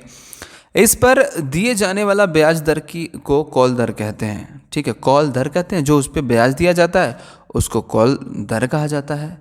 और कॉल मनी के विनिमय हेतु स्थापित जो संस्थागत व्यवस्था को कॉल मनी मार्केट कहते हैं। ठीक है, अगला सवाल कि मुद्रास्फीति के समय कर की दर में किस प्रकार की परिवर्तन करनी चाहिए। तो सही आंसर होगा वृद्धि करना चाहिए। ठीक है, मैंने बता दिया है। अगला सवाल कि मुद्रास्फीति को किसके द्वारा नियंत्रित किया जा सकता है। तो ये थोड़ा सा इंपॉर्टेंट सवाल है कि ये किसके द्वारा नियंत्रित किया जा सकता है। तो सही उत्तर होगा आपको कि मुद्रा के प्रवाह को घटाकर। ठीक है, मुद्रा के प्रवाह को घटाकर इसको नियंत्रित किया जाता है। जैसे कि बढ़ती हुई मुद्रास्फीति को अगर मुद्रा की आपूर्ति को कम करके नियंत्रित किया जा सकता है, जैसे कि मैंने बताया। ठीक है, इसके लिए कई साधनों का इस्तेमाल किया जाता है, जैसे कि CRR, ये भी आप याद रखिएगा, बैंक दर, रेपो दर, जिसको रेपो रेट कहते हैं। अगला सवाल कि केंद्रीय सांख्यिकी कार्यालय का आधार वर्ष क्या है, जिसके अंतर्गत वह पुराने आंकड़ों को संशोधन कर नए आंकड़े जारी करता है। तो सही उत्तर होगा वर्ष 2011-12। ठीक है, पहले तो इसका आकलन वर्ष जो था वो 2004-5 था, लेकिन वर्तमान में 11-12 कर दिया गया है, ऐसा बुक में भी दिया गया है। अगला सवाल कि वस्तु की मात्रा कम हो और धन की उपलब्धता अधिक हो तो कौन सी परिस्थिति उत्पन्न होगी। मैंने क्या कहा कि वस्तु है ही नहीं और पैसा खूब है, एकदम धनाधन भर ले है, ओहो, तब जो है वो कौन सी स्थिति होगी, तो जाहिर सी बात है मुद्रास्फीति की स्थिति उत्पन्न हो जाएगी। दूसरे शब्दों में अगर मैं बात कहूँ कि मुद्रा आपूर्ति में वृद्धि होने के कारण मूल्य में होने वाली वृद्धि मुद्रास्फीति कहलाती है। ठीक है, अगला सवाल कि तत्कालीन रूप से मुद्रास्फीति को रोकने के लिए किस विधि का उपयोग किया जाता है, तो धन के प्रभाव में कमी, जैसा कि मैंने ऊपर भी बता दिया। अगला सवाल वही सवाल है कि मुद्रास्फीति उत्पन्न होती है जब समग्र आपूर्ति क्या होता है, मांग से कम हो जाती है। ठीक है, याद रखिएगा, मुद्रास्फीति उत्पन्न कब होगी, मैंने डेफिनेशन भी बता दिया था, जब समग्र मांग से कम हो जाए, समग्र आपूर्ति। ठीक है, अगला सवाल चीप मनी से क्या समझते हैं। अगर आपसे पूछे कि सस्ती मुद्रा मतलब क्या होता है, तो मैं आपको बता दूं कि सस्ती मुद्रा ऐसा चीज जो आसानी से उपलब्ध हो, उसको क्या बोलेंगे, सस्ती मुद्रा। अर्थात ब्याज की दर को कम करके मुद्रा की आपूर्ति में वृद्धि किया जा सकता है, ये बात आप याद रखना। ठीक है, आगे बढ़ते हैं कि स्फीति एक स्थिति है जिसमें क्या होता है, मुद्रा का मूल्य बढ़ जाता है। ठीक है, ये मुद्रास्फीति का विपरीत दिशा है। अगला सवाल कि किस परिस्थिति में सरकार द्वारा देश में नकदी की मात्रा बढ़ाई जानी चाहिए, तो वो आता है हमारा अस्फीति। ओके, आप याद रखिएगा इस प्रश्न को। अब चलिए आगे बढ़ते हैं आज के महत्वपूर्ण सवालों की ओर। और अगला सवाल ये है कि भारतीय औद्योगिक वित्त निगम किस रूप में कार्य करता है। सही उत्तर होगा एक विकास बैंक के रूप में। Industrial finance corporation of India किस तरीके से काम करेगा, वो एक विकास बैंक के रूप में काम करेगा, याद रखिएगा। भारतीय औद्योगिक वित्त निगम जो है IFCI का विकास बैंक के रूप में कार्य करता है और इसकी स्थापना 1 जुलाई 1948 को किया गया था। याद रखिएगा 1 जुलाई 1948 को। लिखते जाना, कुछ महत्वपूर्ण पॉइंट बता रहा हूँ, और अगर इसका PDF चाहिए होगा तो एंड्रॉयड ऐप पे मौजूद है, सारा डिटेल में दिया हुआ है, वहाँ से जाके आपको परचेस करना पड़ेगा।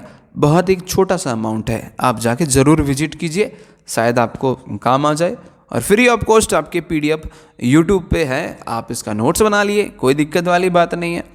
आगे बढ़ते हैं आज का अगला सवाल कि कौन सी संस्था दीर्घकालीन औद्योगिक वित्तीयन से संबंध है, तो सही आंसर होगा ICICI, IDBI, IFCI।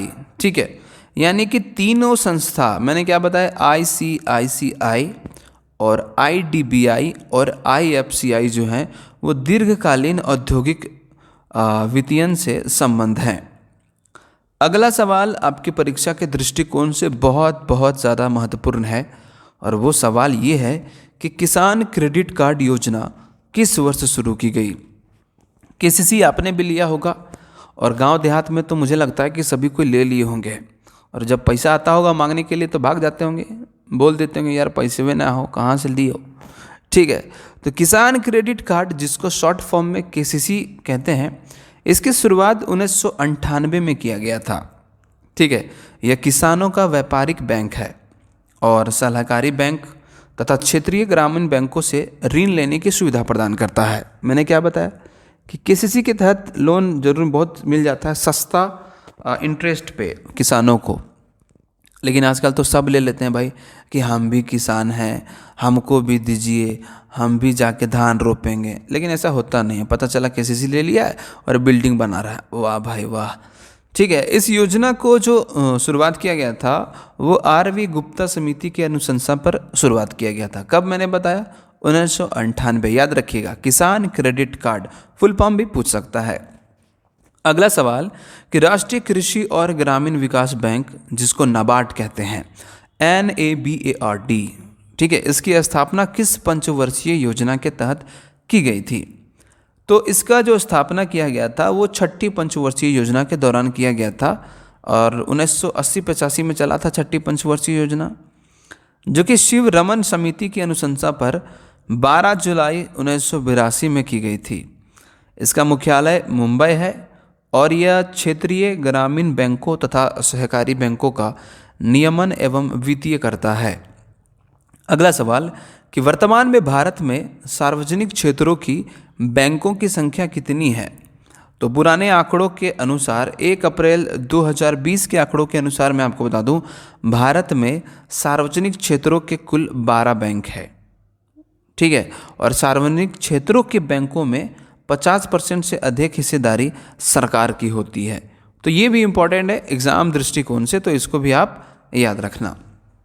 अब अगला सवाल क्या कहता है कि बैंकों को अपने नगद शेष और कुल परिसंपत्ति के मध्य एक निश्चित अनुपात सुरक्षित रखना पड़ता है।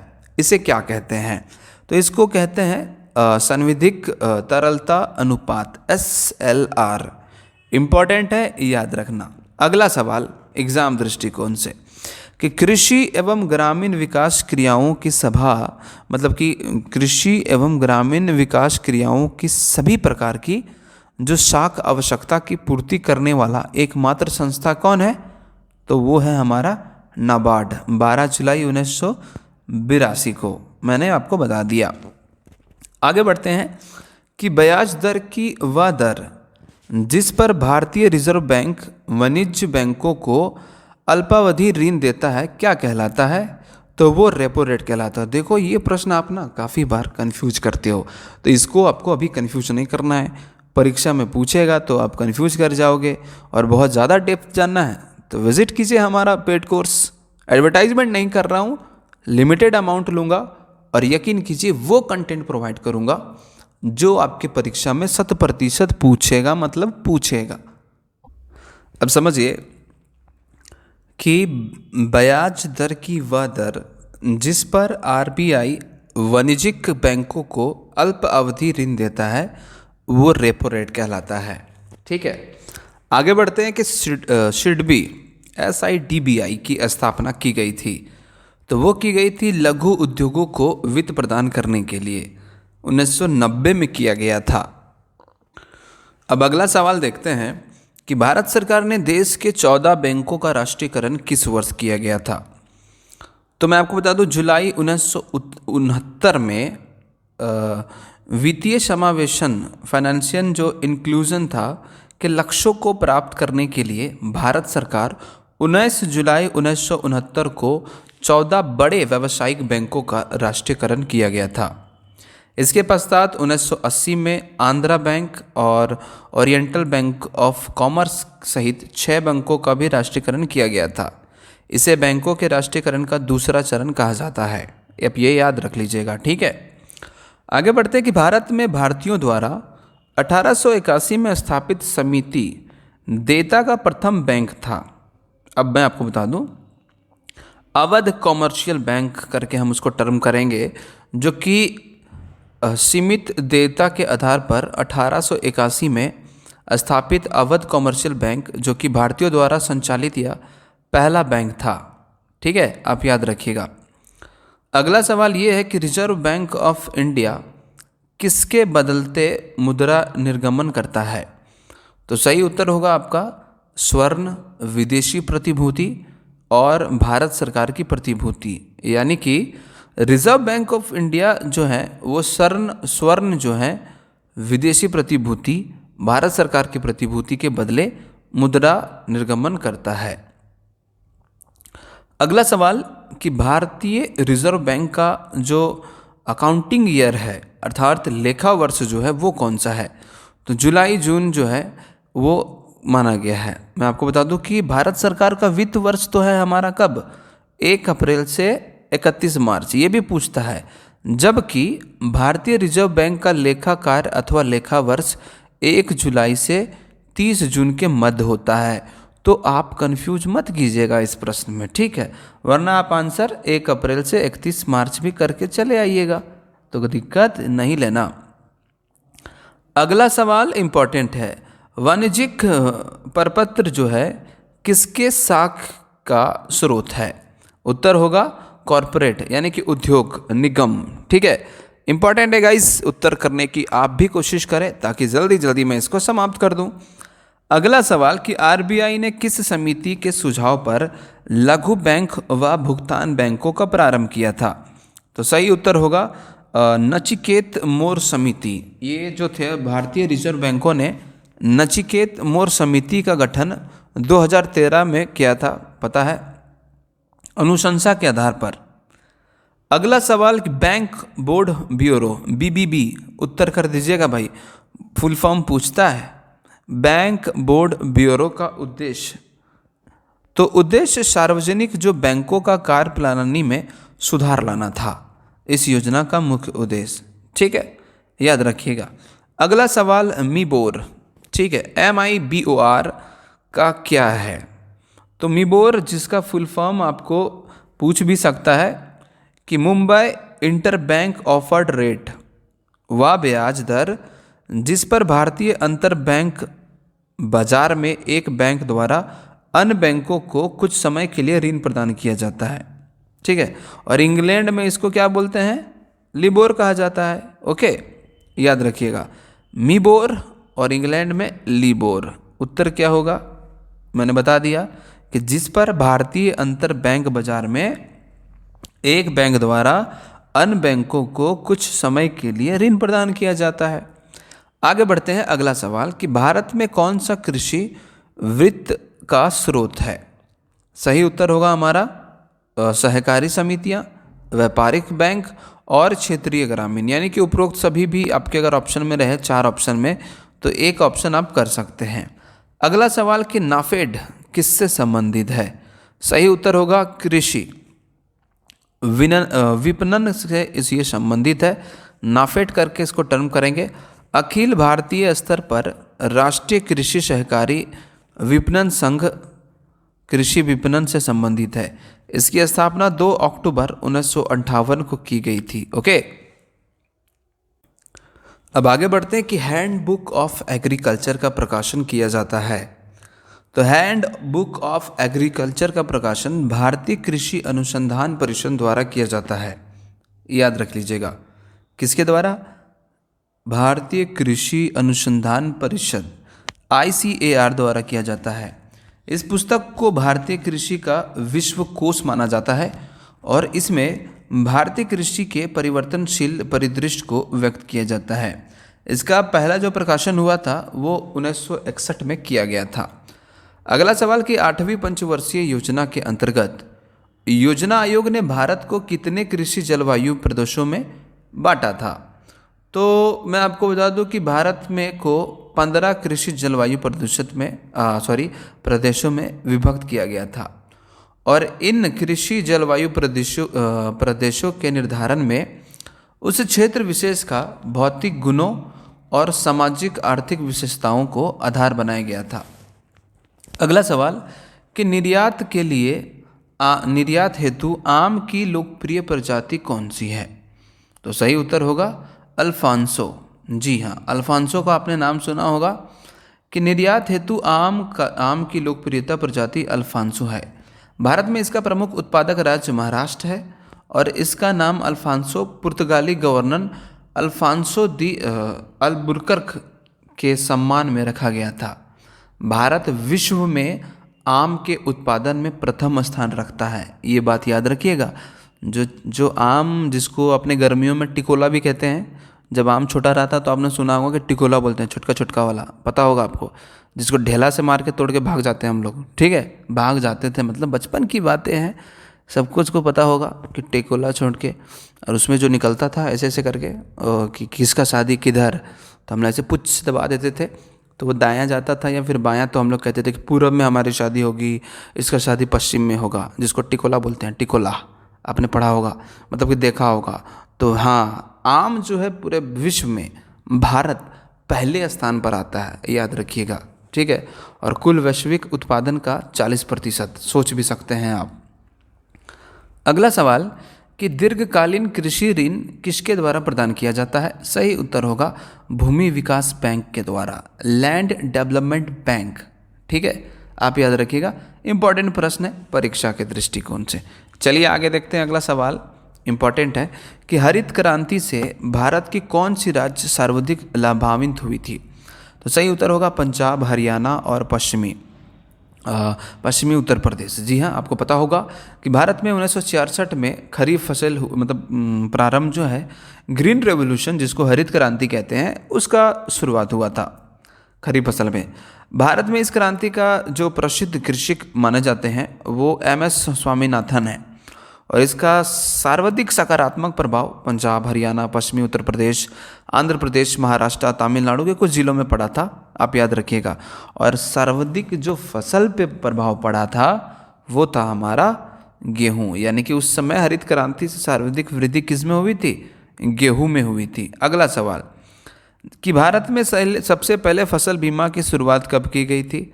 तो 1985 में किया गया था सबसे पहले, लेकिन गुजरात में 1972 में इससे भी पहले किया गया था भाई, याद रखिएगा कि सर्वप्रथम फसल बीमा योजना गुजरात में सन 1972 में प्रारंभ किया गया था, और इसे 1 अप्रैल 1985 में नियमित और व्यापक स्तर पर अपनाया गया, जिसे व्यापक फसल बीमा योजना के नाम से जाना जाता है। ठीक है। वर्तमान में प्रधानमंत्री फसल बीमा योजना आपने सुना भी होगा, प्रधानमंत्री फसल बीमा योजना 2016 में ले लिया गया, और इस योजना के अंतर्गत खरीफ फसल 2%, रबी फसल 1.5% तथा बागवानी पर 5% फसलों के लिए प्रीमियम राशि प्रदान की जाती है, याद रखना।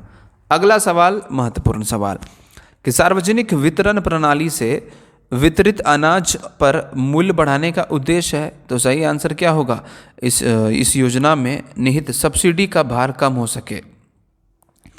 अगला सवाल ये है कि राष्ट्रीय बागवानी मिशन का उद्देश्य नहीं है, और क्या उद्देश्य नहीं है मैं आपको बता दूं इस प्रश्न का, कि मानव संसाधन विकास करना। ठीक है, 2005-06 में प्रारंभ किया गया था इसको, ये भी आप याद रख लीजिएगा। अगला सवाल कि किस पंचवर्षीय योजना में कृषि क्षेत्र में ऋणात्मक वृद्धि प्रदर्शित की थी? तो सही आंसर होगा तीसरा में, पता होगा 61-66 तीसरा, और उसमें ही ये जो है इसमें कृषि क्षेत्र में ऋणात्मक वृद्धि। इस क्रांति का जो प्रसिद्ध कृषक वितरण प्रणाली से वितरित अनाज पर मूल्य बढ़ाने का उद्देश्य है। तो सही आंसर क्या होगा? इस योजना में निहित सब्सिडी का भार कम हो सके। अगला सवाल ये है कि राष्ट्रीय बागवानी मिशन का उद्देश्य नहीं है, और क्या उद्देश्य नहीं है मैं आपको बता दूं इस प्रश्न का, कि मानव संसाधन विकास करना।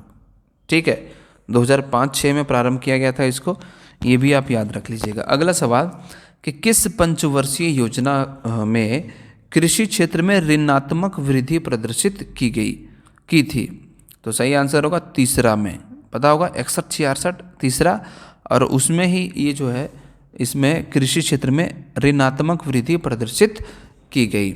अगला सवाल कि राष्ट्रीय हॉर्टिकल्चर मिशन किस पंचवर्षीय योजना में आरंभ किया गया था? तो सही आंसर होगा 10वीं पंचवर्षीय योजना में इसको आरंभ किया गया था। यह मिशन 10वीं पंचवर्षीय योजना के दौरान 2005 में प्रारंभ किया गया था, और इस योजना का मुख्य उद्देश्य भारत में बागवानी क्षेत्र का समग्र विकास करना और उत्पादन बढ़ाना था। ऑपरेशन ग्रीन का नाम सुना होगा आपने, और ऑपरेशन ग्रीन किसके लिए था मैं आपको बता दूं कि टमाटर, प्याज एवं आलू का जो मुख्य मूल्य नियंत्रण वो था हमारा ऑपरेशन ग्रीन का मुख्य उद्देश्य। ठीक है, और जो बजट था हमारा 2018-19 में, उसमें टमाटर, प्याज और आलू को टॉप कीमतों को स्थिर रखने हेतु ऑपरेशन ग्रीन की शुरुआत की गई थी। ओके, याद रखिएगा। अगला सवाल कि प्रधानमंत्री किसान संपदा योजना संबंध है, किससे संबंध है? तो कृषि क्षेत्र से ये संबंध है। अगला सवाल राष्ट्रीय किसान आयोग का गठन कब हुआ था? तो 2004 में आप याद रखिएगा कि नेशनल कमीशन फॉर फार्मर इसका गठन किया गया था। ठीक है, किसके द्वारा? कृषि वैज्ञानिक MS स्वामीनाथन की अध्यक्षता में किया गया था, और मुख्यालय नई दिल्ली। ये भी आप याद रखना बच्चा, इंपॉर्टेंट है। आगे बढ़ते हैं, कुछ महत्वपूर्ण सवालों को देखते हैं, उसके बाद हम स्पीड तरीके से करेंगे। परीक्षा के दृष्टिकोण से बहुत ही महत्वपूर्ण है। संपूर्ण PDF Android app Jharkhand warrior पे मौजूद है, जाके आप देख लीजिए। वर्तमान में भारत का सबसे बड़ा वस्त्र उद्योग केंद्र है तो यह मुंबई है और इसे सबसे बड़ा वस्त्र उद्योग केंद्र इसलिए कहा गया है क्योंकि यहाँ पर कपड़ा मिलों की संख्या सर्वाधिक है। अगला प्रश्न है कि स्वतंत्र भारत की प्रथम औद्योगिक नीति की घोषणा कब की गई थी? तो इस नीति की घोषणा वर्ष 1948 में की गई थी और उस समय भारत के उद्योग मंत्री डॉक्टर श्यामा प्रसाद मुखर्जी थे। अगला प्रश्न है कि भारतीय हीरा संस्थान कहाँ स्थित है? तो भारतीय हीरा संस्थान भारत के गुजरात राज्य के सूरत शहर में स्थित है और इसकी स्थापना 1978 में की गई थी। भिलाई स्टील संयंत्र किस प्रकार का उपक्रम है? तो यह एक प्रकार का सार्वजनिक उपक्रम है। साथ ही आपको बता दें कि इसकी स्थापना पूर्व सोवियत संघ यानी कि रूस देश की सहयोग से की गई थी और इस संयंत्र की स्थापना द्वितीय पंचवर्षीय योजना के दौरान की गई थी। अगला प्रश्न है कि झारखंड राज्य में विस्फोटक उद्योग किस स्थान पर स्थित है? तो यह गोमियो बोकारो में स्थित है। कंपनी द्वारा लाभांश की घोषणा की जाती है तो यह अभिदत्त पूंजी पर की जाती है। उदारीकरण, निजीकरण और भूमंडलीकरण की नई आर्थिक नीति किस प्रधानमंत्री द्वारा घोषित की गई? तो यह पीवी नरसिम्हा राव के द्वारा घोषित की गई और उस समय भारत के जो वित्त मंत्री थे वो डॉक्टर मनमोहन सिंह थे। अगला प्रश्न है कि झारखंड राज्य में सीमेंट फैक्ट्री कहाँ पर स्थित है? तो यह जपला पलामू में स्थित है। भारत में महारत्न कंपनियों की संख्या कितनी है? तो भारत में महारत्न कंपनियों की संख्या कुल 8 है। साथ ही प्रश्न ये भी बन सकता है कि भारत में कुल कितने नवरत्न तथा मिनी रत्न कंपनियां हैं? तो भारत में कुल 16 नवरत्न तथा 75 मिनी रत्न कंपनियां हैं। अगला प्रश्न है कि झारखंड राज्य में उर्वरक कारखाने की स्थापना किस वर्ष की गई थी? तो इसकी स्थापना वर्ष 1951 में की गई थी। साथ ही आपको बता दें कि यह झारखंड राज्य के धनबाद जिले के सिंदरी नामक स्थान में स्थित है। अब हम बढ़ेंगे अगले प्रश्नों की ओर जो कि कर यानी कि टैक्स से संबंधित है, जिसमें कि पहला प्रश्न है कौन सा कर प्रत्यक्ष कर यानी कि डायरेक्ट टैक्स है? तो संपदा कर एक प्रकार का डायरेक्ट टैक्स है। साथ ही आपको बता दें कि प्रत्यक्ष कर वैसे कर को कहते हैं जो कि किसी एक व्यक्ति विशेष द्वारा उसका भुगतान किया जाता है। प्रत्यक्ष कर के और भी उदाहरण हैं जैसे कि आय कर, कॉरपोरेट कर, पूंजीगत कर इत्यादि। अगला प्रश्न है कि कौन सा कर केंद्रीय सरकार की आय का सबसे बड़ा स्रोत है? तो यदि आय बढ़ने के साथ कर की दर भी बढ़ती है तो उसे क्या कहते हैं? यानी कि अगर किसी व्यक्ति की इनकम बढ़ रही है तो वो जो टैक्स पे करता है उसकी दर भी साथ साथ बढ़ती है, तो उस स्थिति को क्या कहेंगे? तो उस स्थिति को प्रतिगामी कर कहेंगे। कौन सा समूह केंद्रीय करों से संबंधित है? तो उत्पाद शुल्क, सीमा शुल्क और आयकर केंद्रीय करों से संबंधित है। कौन सा कर केंद्र सरकार द्वारा लगाया जाता है परंतु उसका संग्रहण राज्य सरकार के द्वारा किया जाता है? तो इसका सही उत्तर होगा स्टाम्प शुल्क। किसने व्यय पर कर लगाने का सुझाव दिया? तो निकोलस कॉडलोर नामक एक व्यक्ति थे जिन्होंने सर्वप्रथम व्यय पर कर लगाने का सुझाव दिया। निगम कर किस पर लगाया जाता है? तो निगम कर कंपनियों की निवल आय पर लगाया जाता है।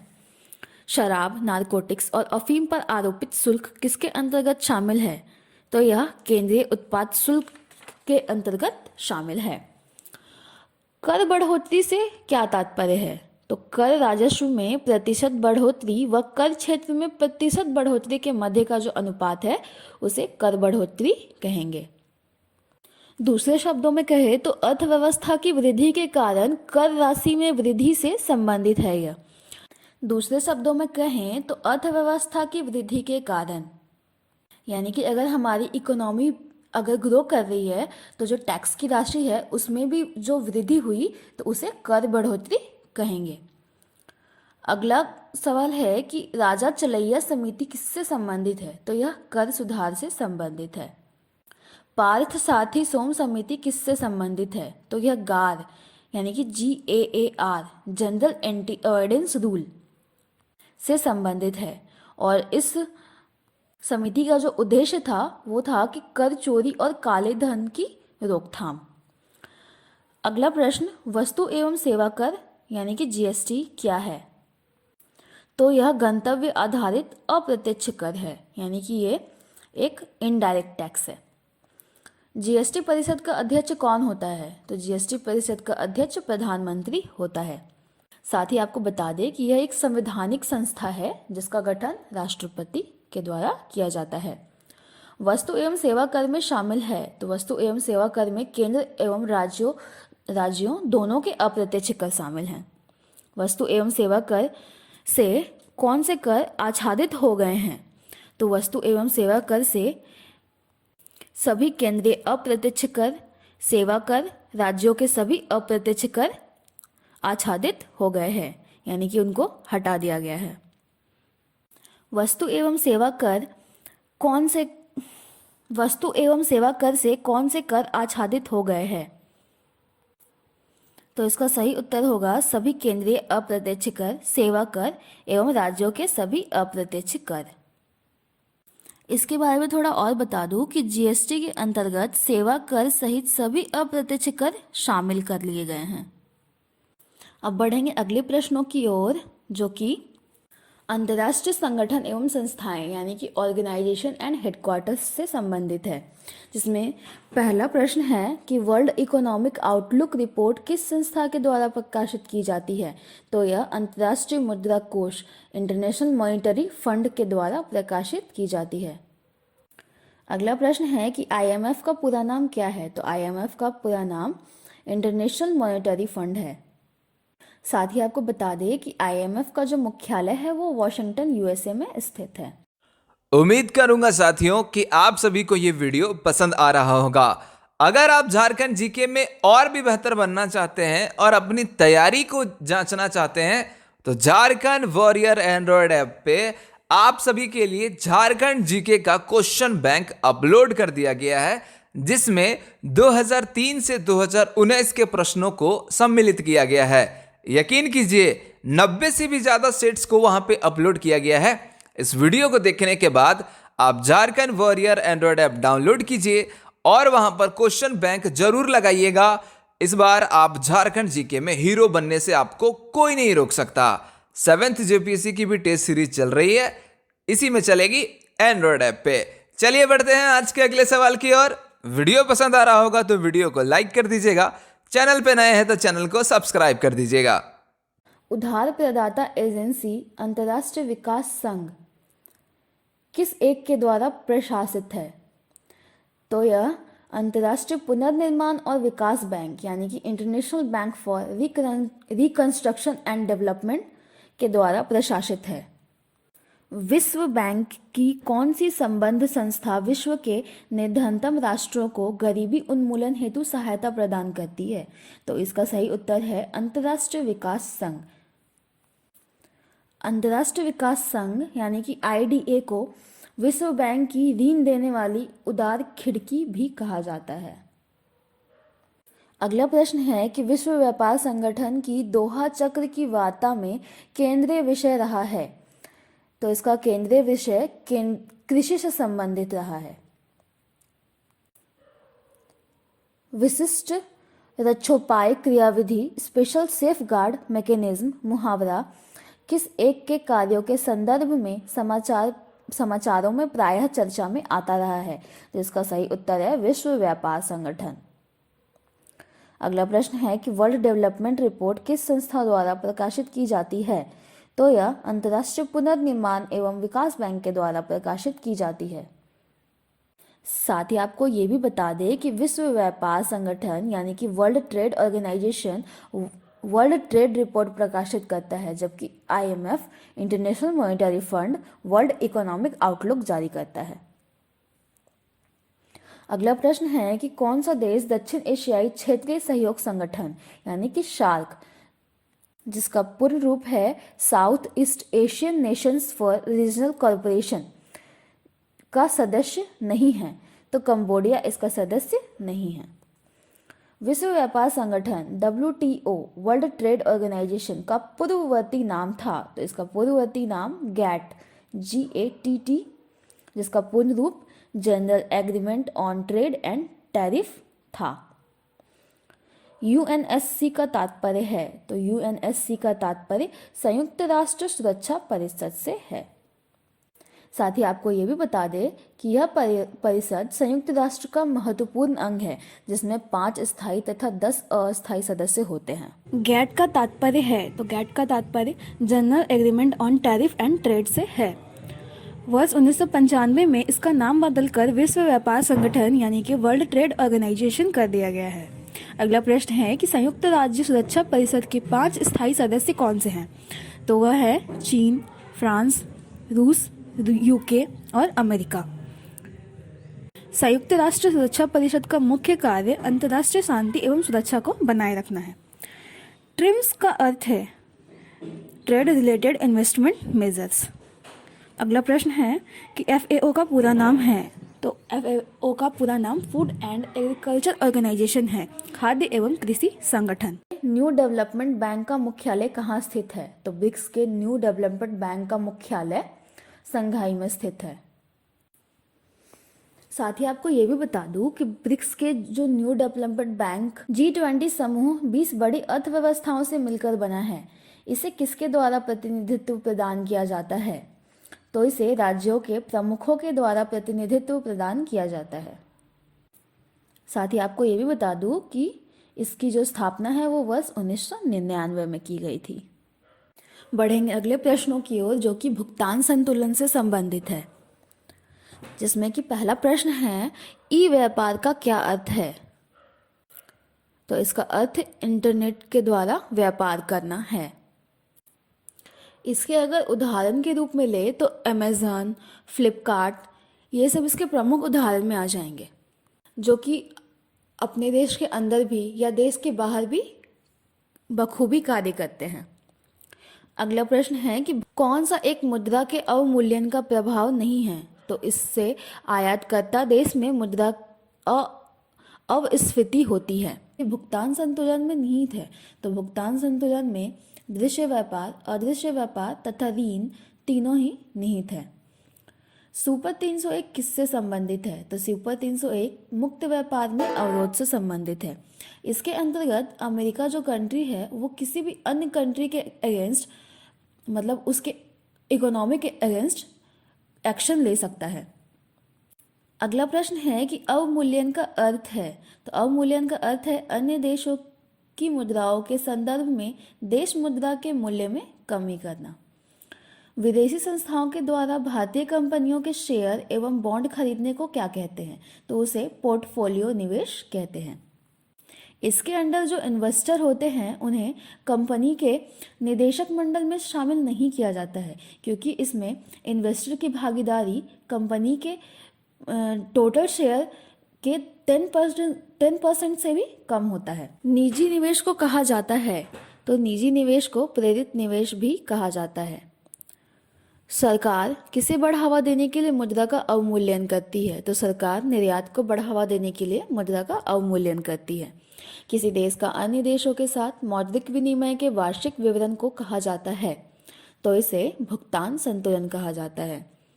भारत का भुगतान संतुलन ठीक किया जा सकता है, तो इसे घरेलू मुद्रा के अवमूल्यन के द्वारा, निर्यात को बढ़ाकर आयात प्रतिस्थापन के द्वारा भी ठीक किया जा सकता है।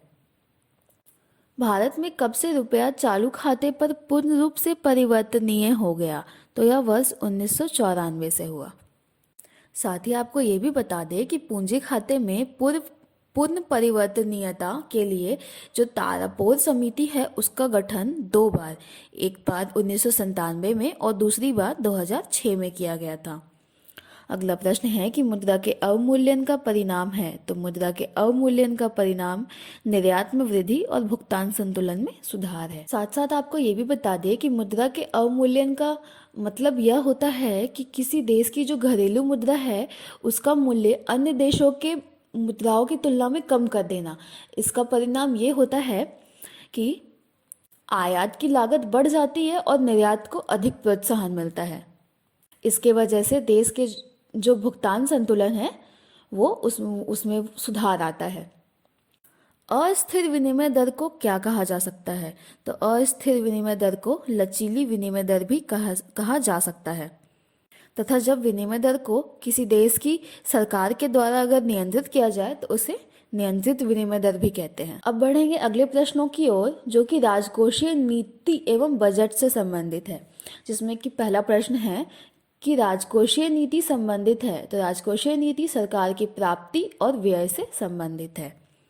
इसके माध्यम से जो सरकार है वो राजकोष का प्रबंध करती है ताकि आर्थिक व्यवस्था यानी कि देश की जो इकोनॉमी है और सरकार की जो सामान्य कार्य प्रणाली है वो सुचारू रूप से चल सके। अगला प्रश्न है कि केंद्र व राज्यों के मध्य वित्त का बंटवारा किया जाता है, तो यह वित्त आयोग की अनुशंसा पर किया जाता है। साथ साथ ये भी प्रश्न बनता है कि वित्त आयोग के गठन का प्रावधान संविधान के किस अनुच्छेद में है, तो यह अनुच्छेद 280 में है। अगला प्रश्न कि भारत का आर्थिक सर्वेक्षण कौन प्रकाशित करता है, तो यह वित्त मंत्रालय करता है।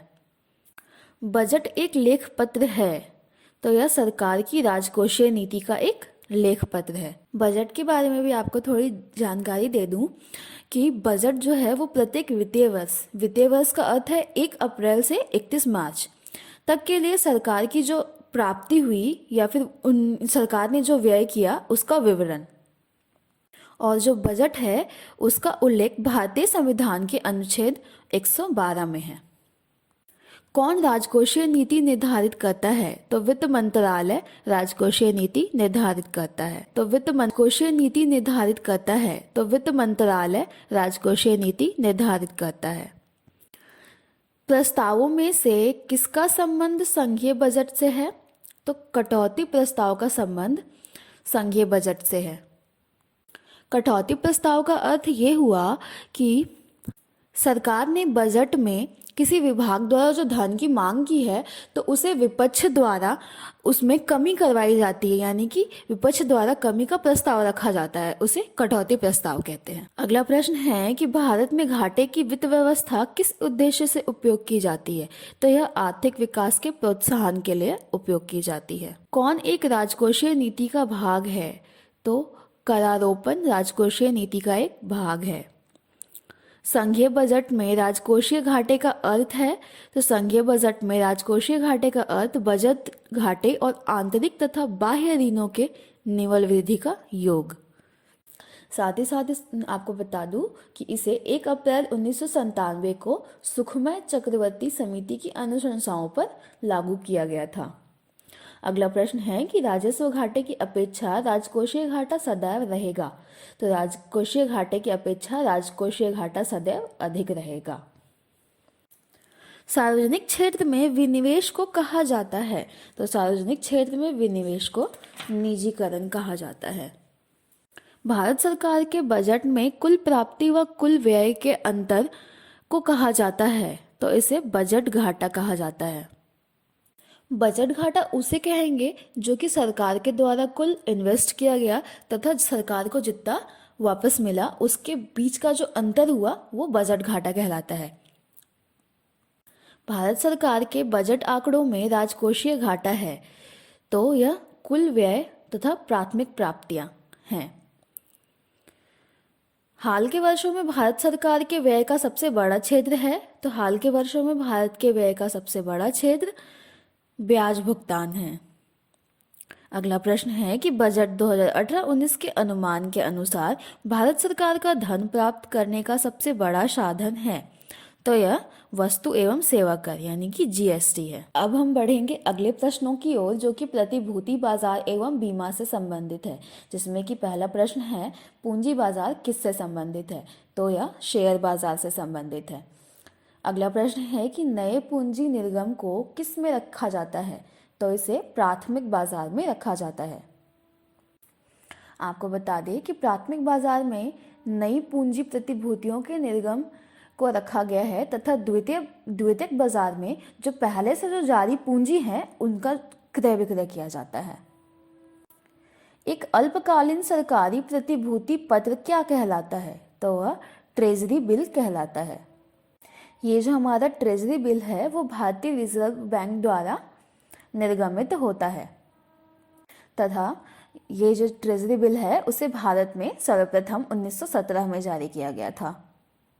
अगला प्रश्न है कि निफ्टी किससे संबंधित है, तो निफ्टी नेशनल स्टॉक एक्सचेंज सूचकांक से संबंधित किससे संबंधित है। प्रतिभूति पत्र क्या प्रश्न है कि निफ्टी किससे संबंधित है, तो निफ्टी नेशनल स्टॉक एक्सचेंज सूचकांक से संबंधित है। इससे संबंधित प्रश्न ये भी बन सकते हैं कि नेशनल स्टॉक एक्सचेंज सूचकांक भारत में कहाँ स्थित है? तो यह भारत की आर्थिक राजधानी मुंबई में स्थित है। शेयर बाजार के संदर्भ में आईपीओ का पूर्ण रूप क्या है? तो इसका पूर्ण रूप है आरंभिक सार्वजनिक प्रस्ताव, इनिशियल पब्लिक ऑफरिंग। यह एक ऐसी प्रक्रिया होती है जिसके द्वारा एक जो प्राइवेट कंपनी है वो अपने शेयर आम जनता के बीच में सार्वजनिक रूप से उसे बेच सकती है। तेजड़िए तथा मंदड़िए यानी कि बुल एंड बियर किस वाणिज्यिक गतिविधि से संबंधित है? तो यह शेयर बाजार से संबंधित है। जब शेयर बाजार में कीमतों में वृद्धि होती है तो तेजड़िए शब्द का उपयोग किया जाता है, तथा जब बाजार में शेयर कीमतों में गिरावट आती है तो फिर उसे मंदड़िए शब्द से प्रदर्शित किया जाता है। अगला प्रश्न है कि कौन सी साख निर्धारण एजेंसी नहीं है? तो आईएफसीआई एक साख निर्धारण एजेंसी नहीं है। अगला प्रश्न कि भारतीय ब्रांड इक्विटी फाउंडेशन IBEF का उद्देश्य है? तो इसका उद्देश्य मेड इन इंडिया को बढ़ावा देना है। साथ ही आपको बता दूं कि इसकी स्थापना उद्योग एवं वाणिज्य मंत्रालय के द्वारा की गई है। यह जो संस्था है वो नेशनल और इंटरनेशनल लेवल पर ब्रांड इंडिया का प्रचार करती है। भारत में बीमा क्षेत्र किसके द्वारा नियमित किया जाता है? तो यह IRDA के द्वारा निर्गमित किया जाता है। IRDA का पूर्ण रूप है insurance regulatory and development authority. New York stock exchange में सूचीबद्ध होने वाली भारत की पहली सरकारी कंपनी है, तो उस कंपनी का नाम है विदेश संचार निगम लिमिटेड। तथा बाजार पूंजीकरण की दृष्टि से यह विश्व का सबसे बड़ा स्टॉक एक्सचेंज है, जिसका नाम है न्यूयॉर्क स्टॉक एक्सचेंज। अगला प्रश्न है कि NASDAQ में सूचीबद्ध होने वाली पहली भारतीय कंपनी है, तो इसका नाम है इन्फोसिस। NASDAQ एक अमेरिकी स्टॉक एक्सचेंज है। तरलता अधिमान का अर्थ है? तो तरलता अधिमान का अर्थ है नकदी के रूप में परिसंपत्ति धारण करना। दूसरे शब्दों में कहिए तो लंबे समय तक कम तरल परिसंपत्ति तथा निवेश के बदले अधिक तरल परिसंपत्ति को धारण करने की निवेशकों की वरीयता के कारण उत्पन्न मुद्रा की मांग में वृद्धि। भारत में आर्थिक उदारीकरण प्रारंभ हुआ, तो भारत में आर्थिक उदारीकरण औद्योगिक लाइसेंस नीति में वास्तविक बदलाव के साथ प्रारंभ हुआ। इस नीति के अंतर्गत 18 प्रमुख उद्योगों को छोड़कर सभी उद्योगों को लाइसेंस मुक्त कर दिया गया था। भारतीय अर्थव्यवस्था के उदारीकरण का अग्रदूत किसको कहा जाता है? तो इसका अग्रदूत डॉक्टर मनमोहन सिंह को कहा जाता है। विश्वसनीय प्रतिभूतियों से क्या तात्पर्य है? तो इसका तात्पर्य ऐसे शेयर जिन पर लगातार ऊंची दर का लाभ हो। अगला प्रश्न है कि पूंजी बाजार से आशय है? तो पूंजी बाजार का आशय शेयर बाजार से है। वित्तीय समावेशन को प्रोत्साहित किया जा सकता है, यानी कि फाइनेंशियल इंक्लूजन। तो इसे वित्तीय समावेशन एक ऐसा रास्ता है जिसमें सरकार आम जनता, जो समाज का पिछड़ा वर्ग है, उन लोगों को या फिर कम आय वर्ग के लोगों को इकोनॉमी के अंडर औपचारिक माध्यम से शामिल करने का प्रयास करती है, ताकि वो यह सुनिश्चित कर सके कि जो अंतिम छोर पर भी अगर जो व्यक्ति खड़ा है तो वो भी आर्थिक विकास के लाभ से वंचित न रह जाए। इसके लिए सरकार ने कई योजनाएं भी प्रारंभ की, जिसमें से जनधन योजना, अटल पेंशन, मुद्रा, स्टैंड अप इंडिया प्रमुख है। अगला प्रश्न है कि संवेदी सूचकांक में वृद्धि का तात्पर्य है? तो संवेदी सूचकांक में वृद्धि का तात्पर्य बंबई शेयर बाजार के साथ पंजीकृत एक कंपनी समूह के शेयरों के समग्र मूल्य में वृद्धि से है। भारत में कौन सा सबसे बड़ा म्यूचुअल फंड संगठन है? तो इसका नाम है यूनिट ट्रस्ट ऑफ इंडिया का म्यूचुअल फंड। विश्वसनीय प्रतिभूतियों से तात्पर्य है? तो ऐसे शेयर जिन पर लगातार ऊंची दर का लाभ हो। अगला प्रश्न है कि वित्तीय समावेशन को प्रोत्साहित किया जा सकता है? तो इसका सही उत्तर होगा कि वित्तीय समावेशन एक ऐसा रास्ता है जिससे सरकार आम आदमी, समाज के जो पिछड़े वर्ग है या फिर कम आय वर्ग के लोगों को अर्थव्यवस्था के औपचारिक तरीके से शामिल करने का प्रयास करती है, ताकि यह सुनिश्चित किया जा सके कि अगर कोई व्यक्ति अंतिम छोर पर भी खड़ा है तो कहीं वह आर्थिक विकास के लाभों से वंचित न रह जाए। कौन सी संस्थान पूंजी बाजार का विनियमन करती है? तो इसका सही उत्तर होगा सेबी, SEBI। अप्रत्यक्ष कर का भार मुख्यतः किन्हें वहन करना पड़ता है? तो अप्रत्यक्ष कर का भार मुख्यतः उपभोक्ताओं को वहन करना पड़ता है। अगला प्रश्न है कि अप्रत्यक्ष कर से क्या आशय है? तो जब करदाता और सरकार के बीच कर के संदर्भ में कोई भी सीधा संबंध न हो तो वह अप्रत्यक्ष कर कहलाएगा। कौन सा एक साधन केंद्र सरकार के राजस्व का स्रोत नहीं है? तो कृषि आयकर केंद्र सरकार के राजस्व का स्रोत नहीं है, क्योंकि यह राज्य सरकार के राजस्व का स्रोत है। भारत सरकार का सबसे अधिक राजस्व अर्जित करने वाला एकमात्र स्रोत है, तो यह प्रत्यक्ष कर है। कौन सा भारत सरकार का कर नहीं है? तो भू राजस्व भारत सरकार का कर नहीं है, क्योंकि यह राज्य सरकार का कर है। वस्तु एवं सेवा कर में कौन सा शामिल नहीं है? तो सीमा शुल्क को GST में शामिल नहीं किया गया है। केंद्र सरकार के कौन से करों में राज्य सरकारों की भागीदारी नहीं होती है? तो इसका सही उत्तर होगा कस्टम ड्यूटी। सीमा शुल्क में राज्य सरकार की भागीदारी नहीं होती है, उसका बंटवारा न होकर केंद्र सरकार के पास वो रहती है। अगला प्रश्न है कि केंद्र सरकार के राजस्व का मुख्य स्रोत क्या है? तो इसका सही उत्तर होगा कि केंद्र सरकार के राजस्व का मुख्य स्रोत निगम कर है। 2001 की जनगणना के अनुसार भारत में लिंग अनुपात दर महिलाएं प्रति 1000 पुरुष कितना है? तो इसका सही उत्तर होगा 933, यानी कि भारत में लिंगानुपात दर 1000 पुरुषों पर 933 स्त्रियां हैं। 2001 की जनगणना के अनुसार भारत की जनसंख्या विश्व की जनसंख्या का कितना प्रतिशत है? तो इसका सही उत्तर होगा 16%। अगला प्रश्न है कि भारतीय जनसंख्या के इतिहास में किस काल अवधि को आगे की ओर एक बड़ी छलांग कहा जाता है? तो 1921 से 1931 तक की काल अवधि को जनसंख्या के इतिहास में आगे की ओर एक बड़ी छलांग कहा जाता है। वर्ष 2001 की जनगणना के अनुसार 1991 और 2001 की अवधि के दौरान जनसंख्या की औसत वार्षिक दर है लगभग, तो इसका सही उत्तर होगा 1.93%। किस राज्य में महिलाओं की संख्या पुरुषों से अधिक है? तो इसका सही उत्तर होगा केरल। अगला प्रश्न है कि जनसंख्या जन्म दर किस पर मापी जाती है? तो जनसंख्या जन्म दर प्रति 1000 पर मापी जाती है। भारत की जनसंख्या में निरंतर वृद्धि में किसके विकास में गंभीर अड़चनें आई हैं? तो जनसंख्या में निरंतर वृद्धि सामाजिक आर्थिक विकास में गंभीर अड़चनें आई हैं। भारत में पहली आर्थिक जनगणना कब की गई थी? तो भारत में पहली आर्थिक जनगणना CSO, जिसका पूर्ण रूप है सेंट्रल स्टैटिस्टिक्स ऑफिस, यानी कि केंद्रीय सांख्यिकी कार्यालय के द्वारा 1977 में की गई। भारतीय रिजर्व बैंक की खुले बाजार की कार्रवाई किसे कहते हैं? तो इसका सही उत्तर होगा प्रतिभूतियों में व्यापार। अगला प्रश्न है कि खुले बाजार प्रचालन क्या होती है? तो सरकार द्वारा श्रेष्ठ प्रतिभूतियों का बेचा जाना खुले बाजार का प्रचालन कहलाता है। अवमूल्यन का प्रमुख लक्ष्य होता है, तो अवमूल्यन का प्रमुख लक्ष्य निर्यात को बढ़ावा देना होता है, ताकि भुगतान शेष की प्रतिकूलता को कम किया जा सके। रुपए की परिवर्तनीयता का मतलब है? तो रुपए की परिवर्तनीयता का अर्थ होता है रुपए को किसी भी देश की मुद्रा में बदल देना। अगला प्रश्न है कि संतुलन कीमत वह कीमत है जिसमें पूर्ति और मांग सम हो, अर्थात जहां मांग और पूर्ति बराबर होती है, संतुलन कीमत कहलाती है। आर्थिक सहायता का अभिप्राय है? तो आर्थिक सहायता का अभिप्राय कोई माल एवं सेवाओं को खरीदे बिना ही व्यवसाय उपक्रमों को सरकार द्वारा भुगतान किया जाना सब्सिडीज कहलाता है।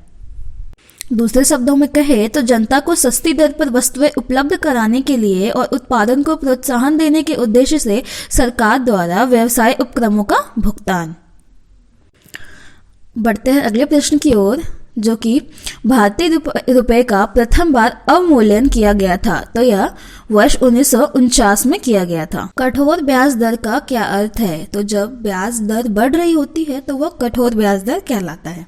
अगला प्रश्न है कि स्वर्ण मुख्यतः संबंधित होता है, तो स्वर्ण मुख्यतः अंतर्राष्ट्रीय बाजार से संबंधित होता है तथा इसके मूल्य का निर्धारण भी अंतर्राष्ट्रीय बाजार में ही होता है।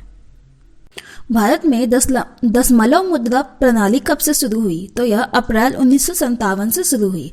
साथ ही साथ आपको बता दूं कि 5वीं शताब्दी में भारत में आर्यभट्ट द्वारा अंक संज्ञाओं का आविष्कार हुआ था। इस प्रकार इकाई, दहाई, सैकड़ा इत्यादि संख्याओं को मापने के उपयोग में लाया जाने लगा।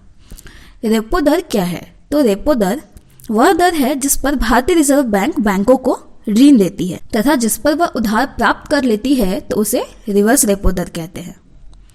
वाणिज्यिक बैंक के दायित्व हैं, तो वाणिज्यिक बैंक के दायित्व समय जमा, मांग जमा तथा केंद्रीय बैंक से अग्रिम है। समय जमा का तात्पर्य बैंकों में जो फिक्स डिपॉजिट होता है उससे है तथा मांग जमा का तात्पर्य बैंकों में ऐसी जमा से है जिन्हें जमाकर्ता द्वारा मांग करते ही बैंक देने को तुरंत तैयार हो जाए। तथा केंद्रीय बैंक से अग्रिम यानी कि उसका अर्थ होता है केंद्रीय बैंक से ली गई एडवांस। अतः समय जमा, मांग जमा और केंद्रीय बैंक के अग्रिम तीनों ही बैंकों का दायित्व को दर्शाता है। अगला प्रश्न है कि भारतीय रिजर्व बैंक के कार्य है, तो भारतीय रिजर्व बैंक का कार्य सभी नोट व सिक्के को वितरित करना, मौद्रिक नीति का निर्धारण करना तथा भारतीय सरकार की अंतर्राष्ट्रीय मुद्रा कोष की सदस्यता के अंतर्गत सरकार एजेंट की भूमिका निभाना। आरबीआई सभी नोट और सिक्के को जारी नहीं करती है, किंतु इन पर नियंत्रण और वितरण का कार्य जरूर करती है। क्षेत्रीय ग्रामीण बैंक के अंतर्गत क्या होता है? तो क्षेत्रीय ग्रामीण बैंक के अंतर्गत उसकी गतिविधियों का दायरा सीमित होता है, उसे नाबार्ड से पुनः वित्त सुविधा प्राप्त होती है तथा केवल कमजोर वर्गों को उधार देना ही उसका कार्य होता है। क्षेत्रीय ग्रामीण बैंक के बारे में आपको और जानकारी दे दूं कि उसकी स्थापना 2 अक्टूबर 1975 को की गई थी। भारतीय रिजर्व बैंक द्वारा खुले बाजार में प्रतिभूतियां बेचने पर क्या होता है? तो मुद्रा की आपूर्ति घट जाती है। दूसरे शब्दों में कह लें तो खुले बाजार की क्रिया के अंतर्गत आरबीआई अर्थव्यवस्था में मुद्रा की पूर्ति को नियंत्रित करने के लिए सरकारी प्रतिभूतियों का क्रय विक्रय करती है। अगला प्रश्न है कि नाबार्ड किसका नाम है? तो नाबार्ड एक कृषि सहायक वित्त बैंक है जिसका पूर्ण रूप है national bank for agriculture and rural development. किस बैंक द्वारा किसानों को दीर्घकालीन वित्तीय सहायता प्रदान की जाती है? तो इसका सही उत्तर होगा भूमि विकास बैंक। भारत में भारतीयों द्वारा वर्ष 1981 में स्थापित हुआ तथा उनके प्रबंध में चलने वाला सीमित देयता का प्रथम बैंक था, तो इसका सही उत्तर होगा अवध कॉमर्शियल बैंक। अगला प्रश्न है कि भारतीय रिजर्व बैंक का लेखा वर्ष है, तो आरबीआई का लेखा वर्ष जुलाई से जून तक है। बैंकों को अपने रोकड़ शेष और कुल परिसंपत्ति के मध्य एक निश्चित अनुपात रखना पड़ता है, इसे कहते हैं, तो इसे SLR यानी कि सांविधिक तरल अनुपात कहते हैं।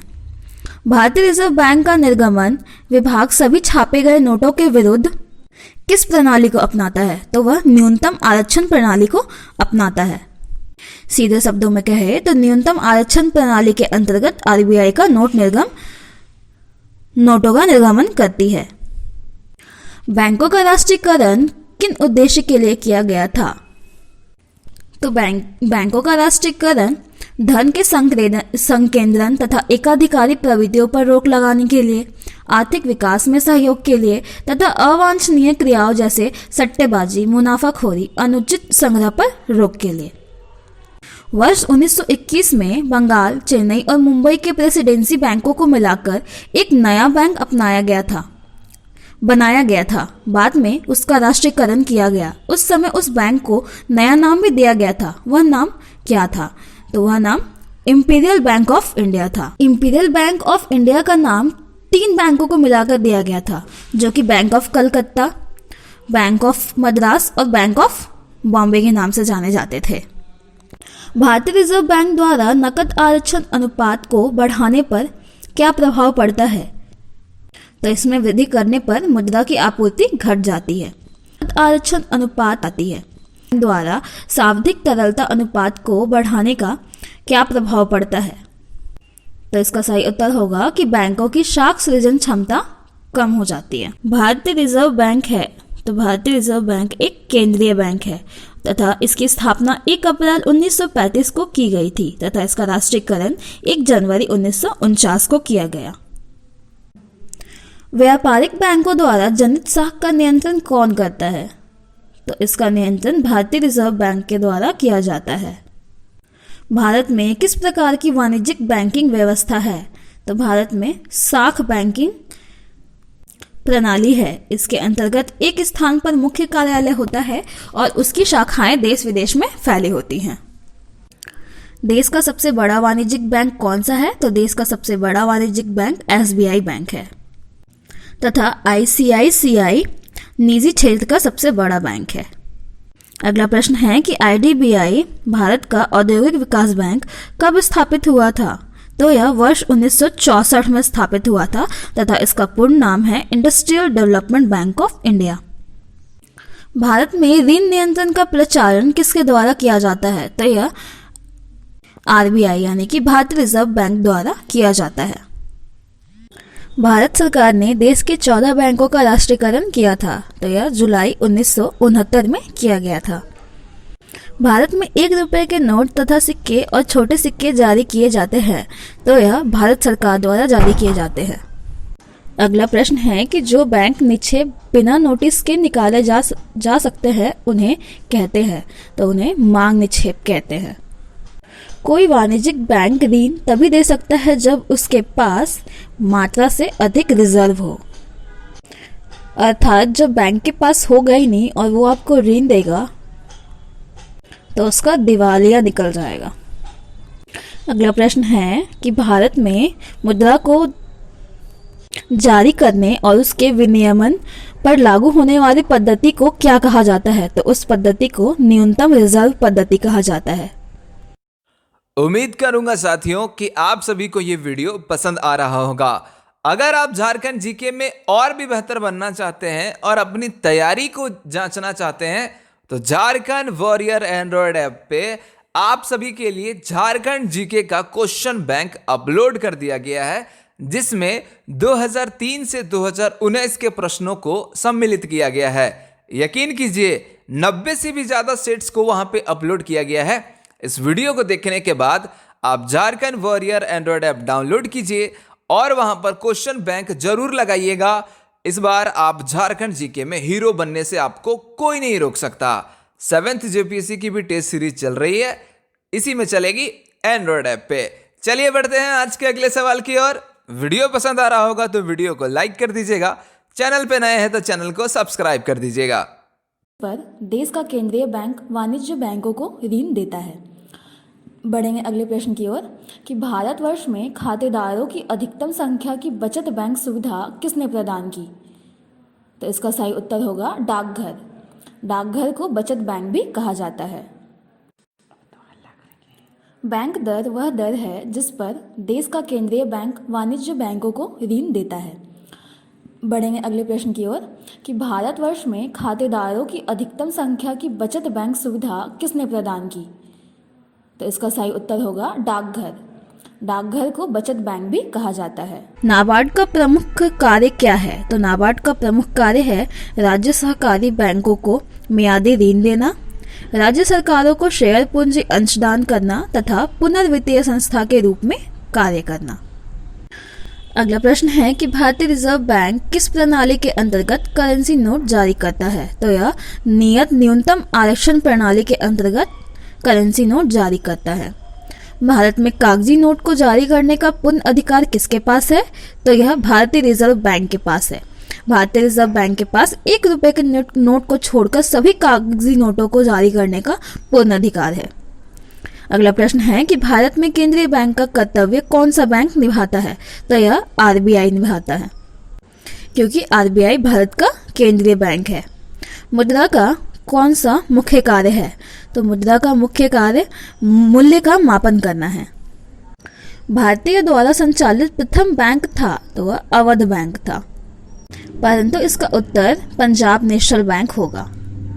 भारत में 1 रुपए का नोट है। भारतीय रिजर्व बैंक के पास 1 रुपए के नोट को छोड़कर सभी कागजी नोटों को जारी करने का पूर्ण अधिकार है। अगला प्रश्न है कि भारत में केंद्रीय बैंक का कर्तव्य कौन सा बैंक निभाता है?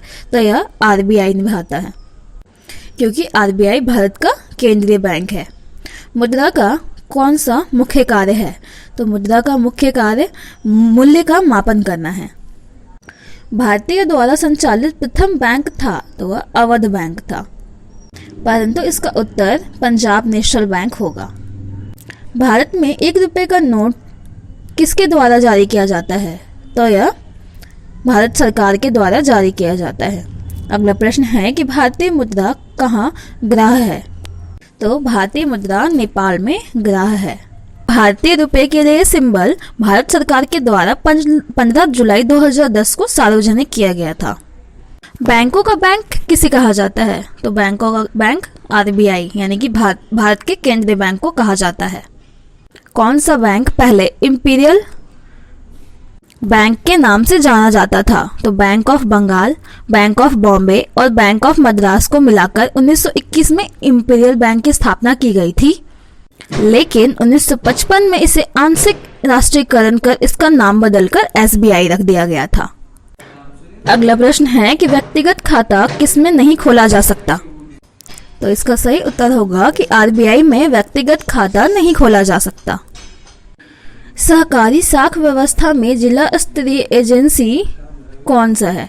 तो इसका सही उत्तर होगा सेंट्रल कोऑपरेटिव बैंक। ग्रामीण अवस्थापना विकास कोष का वित्तीयन किया जा रहा है तो यह नाबार्ड द्वारा किया जा रहा है। भारतीय रिजर्व बैंक के पास विभिन्न व्यावसायिक बैंकों की कुल जमा एवं आरक्षित राशि का निर्धारित मांग भाग क्या कहलाता है? तो यह नकद आरक्षित अनुपात कहलाता है।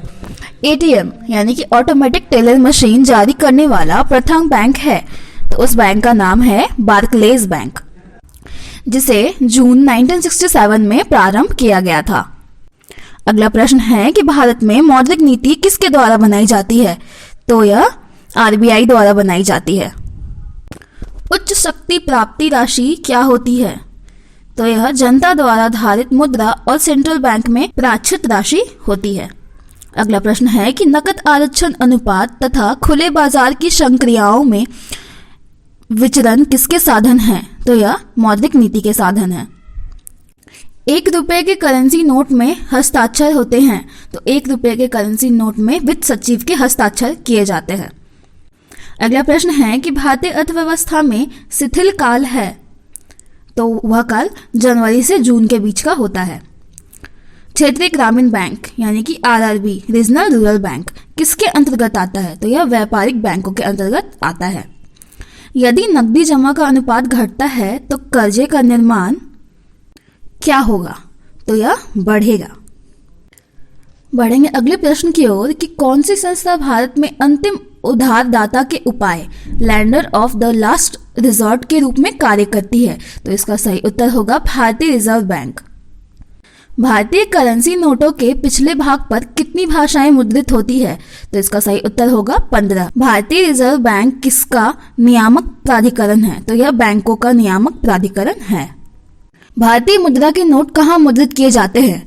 तो यह महाराष्ट्र के नासिक में, मध्य प्रदेश के देवास में, कर्नाटक के मैसूर में तथा पश्चिम बंगाल के साल्वोनी में मुद्रित किए जाते हैं।